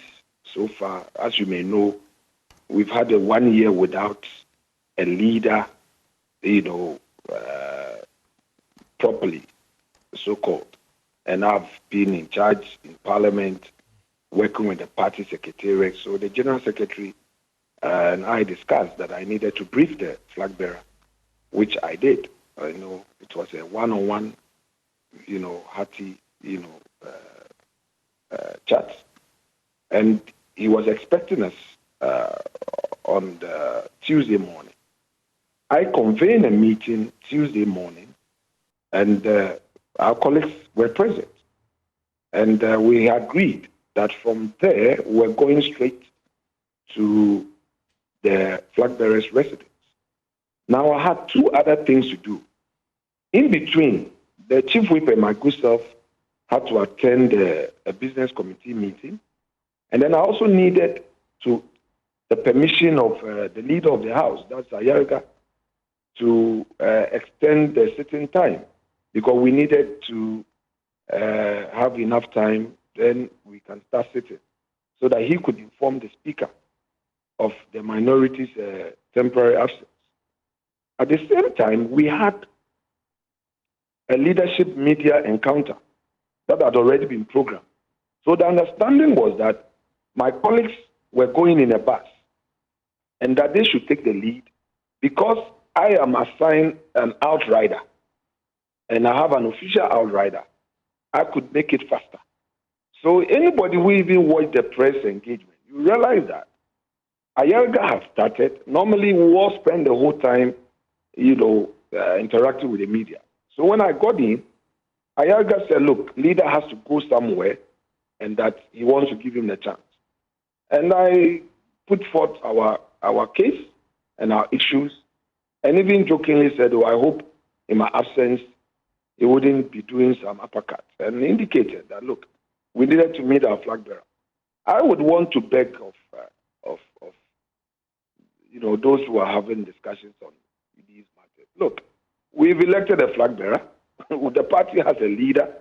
It appears that people are taking the shine out of the beautiful election we had, and nobody is even talking about the Bawumia victory, and people are suddenly moving away from the unity that we are calling for, that will take us to 2028. So yeah, we have played your speech at Bawumia's place like twice, where you are calling for all to work together. We have played your speech about twice. Correct. Right. So we need to. We don't have a choice. All right. As a party, we have no choice. I have a lot of questions for you, but when we meet next week. But do you feel under siege? No. I mean, do you feel under siege? I'm doing my my annual medicals. Let me. Do you feel under my siege? health together. I mean, the right time will come. So. But just one question. Do you feel right perspective? But just one question. Do you feel under siege? No. It's politics. I mean, as for politics, you should expect anything and everything. It's part of it. You don't come into politics to expect things to be all rosy. Not at all. You have 100%. You have 100% support for Bawumia. You don't need to ask this. There is a party leader, and my job is to rally the party in parliament to help achieve that one goal: win elections. That's it.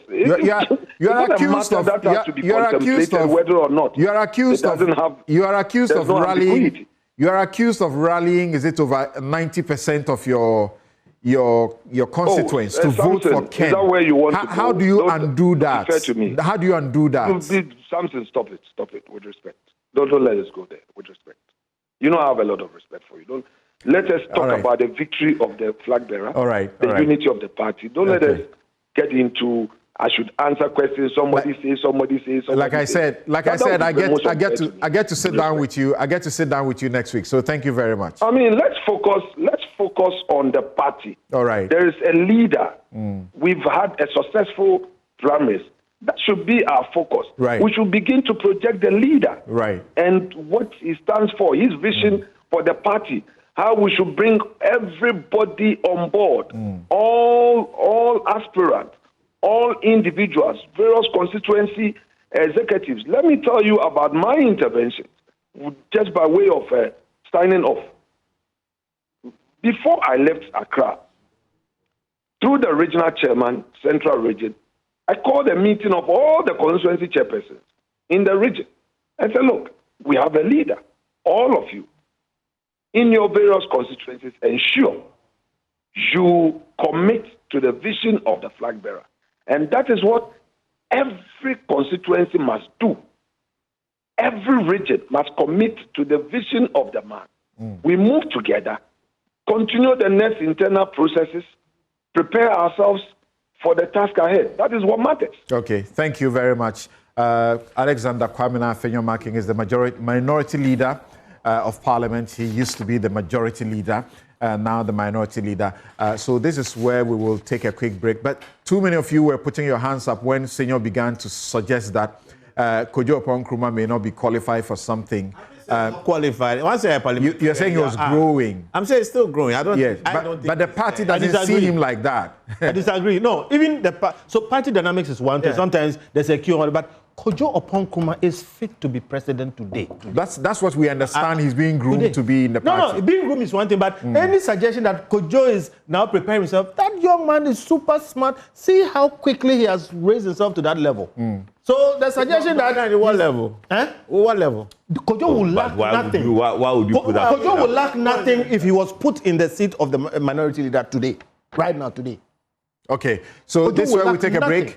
This is where we take a break. We'll be right back. I think it's progressing to vote to elect a leader. You're welcome back. This is Newsfile. It's your most authoritative news analysis platform.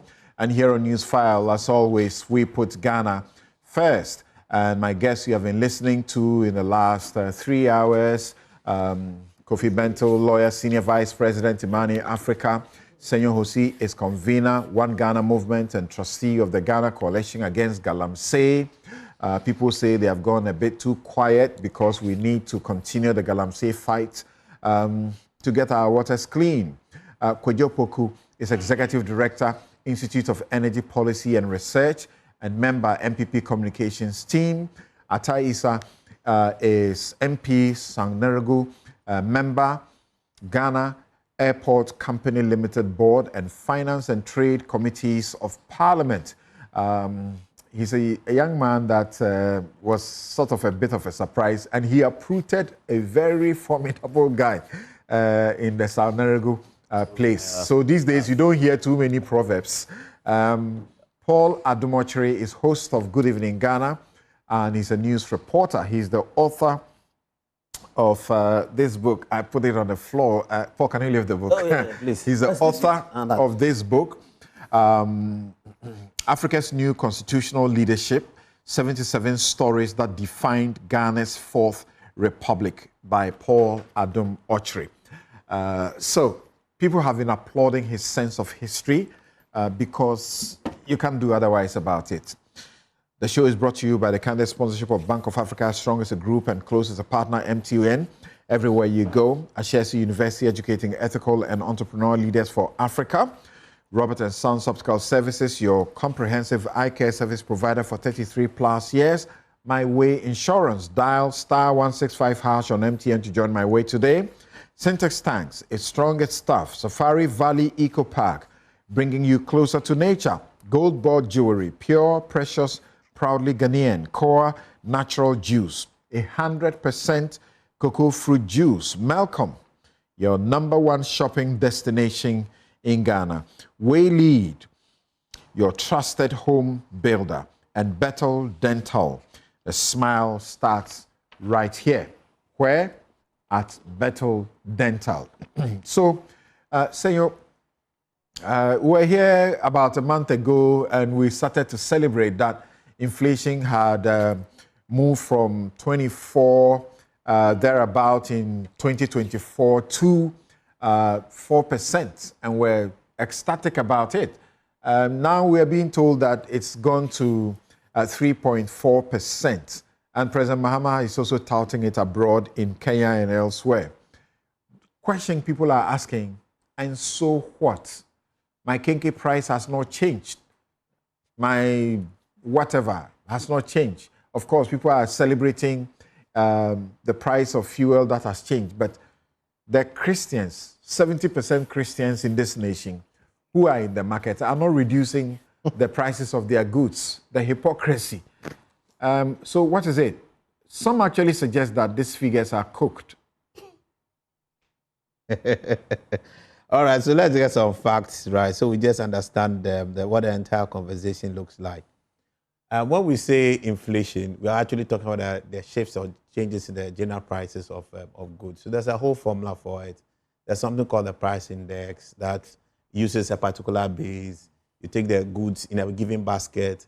So somewhat, the statisticians will have to create a basket of the kind of things we do or we spend money on, whether it's rent, it is food, non-food, your electronics, and then they give weight to every one of them, depending on how dominant they are in the lifestyle of a given economy. So it's not one size fits all across the world.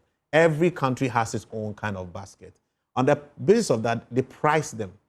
And they price them with real data on the ground. In Ghana, I think that our statistical service does that with about 307 items. In that particular basket, they deal with 57 markets, and they take data from 8,337 outlets. It is done by real people on the ground. I don't think that's politics. Our statistical service from the very last statistician, government statistician, have brought the entire statistical service activity, its reports, its work, a lot more to the fore for us as a people to consume it. And I really commend what Dr. Hassan Al-Hassan Judicial and his team are doing. He's a proper policy man. He used to head real sector. He's headed different portfolio in the Ministry of Finance during the MPP time. He's not a politician. He's a pure professional. And he's brought a lot more innovation in the entire reportage. That gives all of us a lot more visibility than we used to. Now we have seen a disaggregation between goods and services. We are seeing annual average inflation information. We're also getting contribution to inflation based on the kinds of produce that are in that basket and the shifts that happen within a period. There's a lot of work being done, a lot more communication coming. There's a lot more data that you can audit independently if you want to. So it's not like somebody is really creating data. I think the statistical service has been growing, especially from the last guy to the current guy. I think it's been fantastic work. Okay. Inflation coming down does not mean that prices are not going up. What inflation is saying is that prices are relatively growing by a certain level. So when it was at 50-something%, it means that general prices were growing at about 50%, comparing a particular period to the same period in the previous year. So today's inflation is not being compared to December. It's being compared to January last year.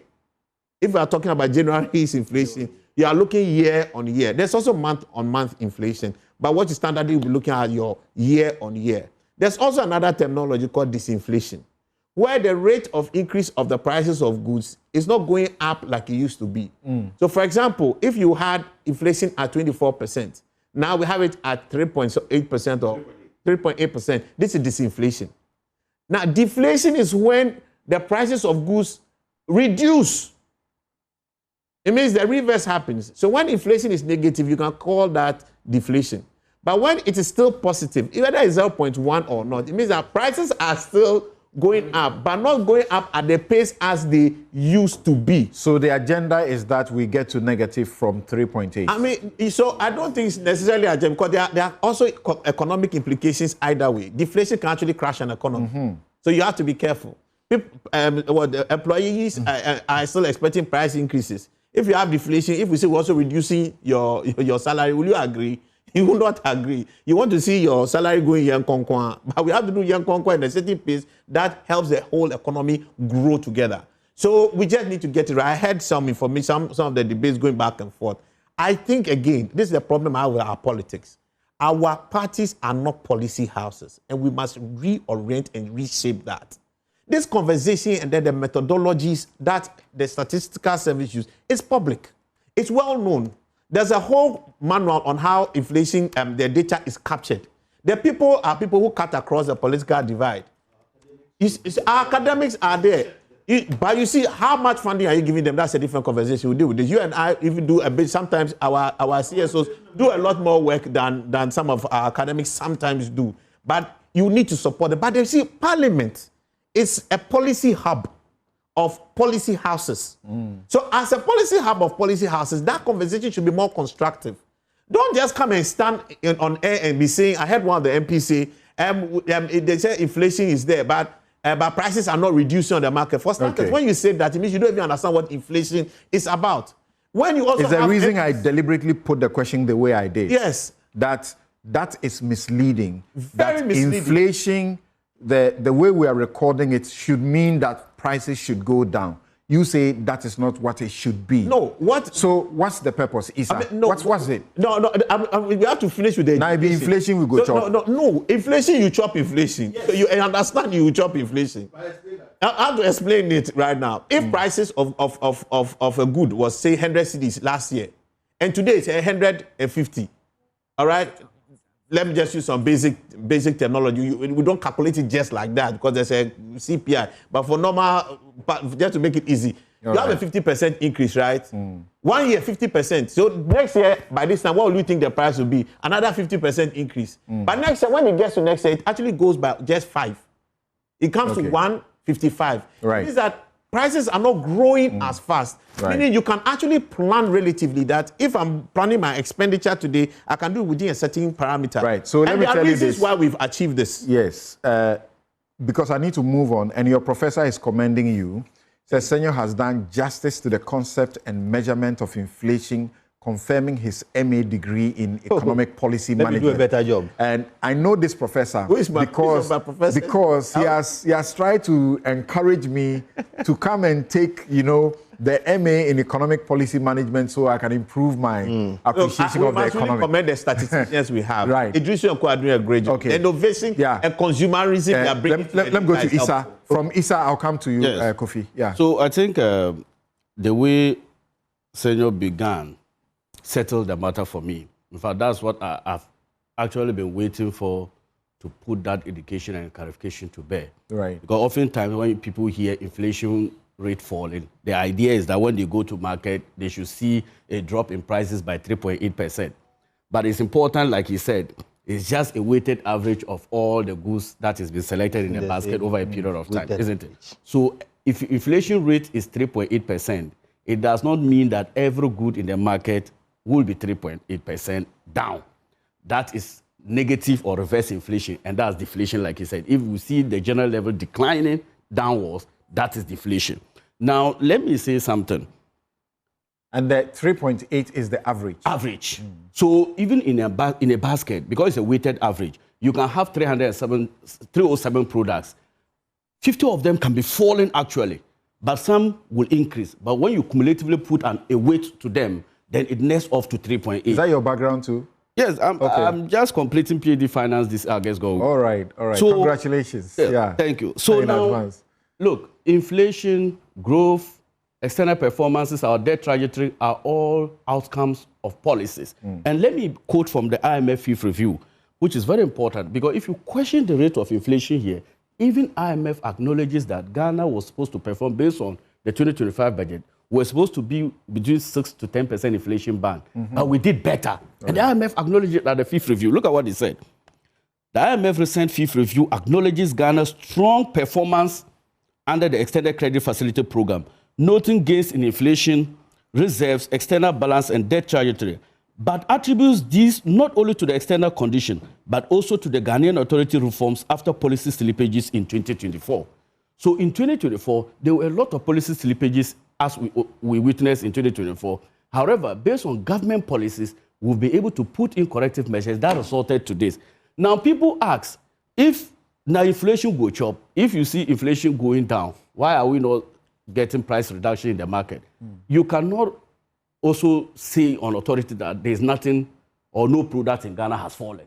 Their price, I can list also. In fact, trade committee, tomatoes, okra, rice. Tomatoes depends where you buy tomatoes. Now, again, you do that data. This is the problem. No, you take that. Don't say stop that. You should educate people. Educate because this was I'm right here. That is not right. Please. You don't use that. You take the data from the statistical service. It's not reflective. Please. Reflective where? So don't be dishonest about data. No, now look at. Have you collected data? Guys, Isa is unable to continue when you are. So let's hear him quickly. So the point is that even when inflation is declining, absolute prices may not absolutely decrease, and there are various reasons we can attribute to that. First of all, you remember between 2022 to 2024, inflation peaked at 54% at a certain point. That rate increased most products to its current base as we speak, a higher base. So all this inflation is now calculated on that higher base. So a mere price stability does not erase all the earlier increases that happened between 2022 and 2024. Number two, businesses still have inventory, that they still have old stocks. They are not that important. And they are not done. So you cannot, because economy is doing well. I understand month-on-month inflation is 0.2%. Exactly. So because of that, all those retailers often also, until they sell old goods finished, they won't reflect the market change. Now, this is supported by data. Let me give you this one, this economic theory, the theory of sticky prices. In 1 minute. In 1 minute. This theory posted that prices for many goods and services are slow to adjust to changing economic conditions. And it comes here to say, lingering effects of supply chains issues can still maintain high cost of raw material, even the general inflation rate has cooled off. Then finally, if you come to price stickiness downwards, prices tend to be sticky downwards, meaning they can rise quickly due to inflation, but are slow to fall when input cost decreases. Ghanaians by nature, when inflation is high, we are sometimes quick to increase. But when we see inflation rate dropping, people do not generally reflect in That's the drop the hypocrisy that we must all stop. And I have to take this quick break. I'll be right back. You're welcome back. This is Newsfile. It's your most authoritative news analysis platform. And here on Newsfile, we put Ghana first. And Kofi, this inflation matter. Inflation matter. Why should we bother? We should bother because you eat inflation every day. And inflation is the thief of the poor. Yes. If you earn 100 cedis and inflation is 20%, your 100 cedis is worth 80 cedis. When you go to the market, it will affect you. But the problem with understanding inflation, and the two academics here have done the job for academics, but I want to explain it in different terms. Inflation as in inflate. Think about a balloon. When you pump or you blow a balloon, it inflates. So as long as the thing is called inflation, it's about something getting bigger, the price is going higher. As long as the number is positive and not negative, it means the prices are going higher. But when you inflate a balloon with your mouth, there is a rate at which it grows. When you inflate the balloon with a machine, it grows faster. So when you have mouth inflation, the inflation is growing bigger. The prices are going higher, but at a slower rate. When you inflate with a machine, the prices are going higher very fast. Next thing you need to understand with inflation, because it's a basket, some things are actually going up, some are coming down. What they tell you is the average. The average is never the truth. Let me give you an example. Today, your electricity bills are up, but fuel prices are down. Correct. So you get an average. The average is never the truth. Prices are down. Okay, so that's the nature of inflation. Now, it is the government system, please, the government system has to do these things in order to be able to get a handle on what is going on in the economy. The problem is whether they are doing it right and whether we can rely on it. And if our politicians on both sides can agree that, okay, if the Ghana Statistical Service tells us that inflation is 1%, we all know how they got it. Because of that, we'll believe it and work with it. And nobody should even trust them per se. We have academic institutions. I urge them, when they do those things, they should check if they are doing it right, so that we can all rely on it and then organize our lives. There was a time in the life of Imani when we realized that the basket of goods didn't contain something, pure water. Yeah. And pure water is extremely important. Okay. So we had those discussions. Could you can say something in the next 30 30 seconds? Our time is up. Yes, could you? Our time is up. Yes, our time is up. How? Okay, Yeah. so quickly, let me say politics. this. We should take the politics out of inflation. Thank you. That's what people are not happy with is the NDC is trying to make inflation sound like a standard of living barometer. Inflation is not a standard of living barometer. How people are in need of things to improve, right? It's not inflation that does that. It's a cost of because living. No. Cost of living. I have only 30 minutes. Oh, he has only 30 minutes. Inflation dropping means that price of purchasing power is defined by the NDC is using inflation disingenuously.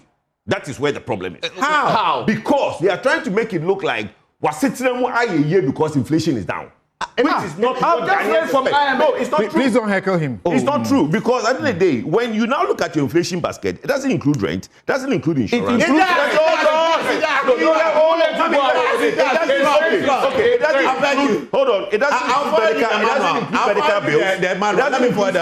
includes school fees. Okay, so are you telling me that, okay, fine, so you walked into it. If it includes all these things, it is 3.8. Yes. Why not? How realistic is that? You walked into it. So how realistic is that? Office rent. School fees have gone up.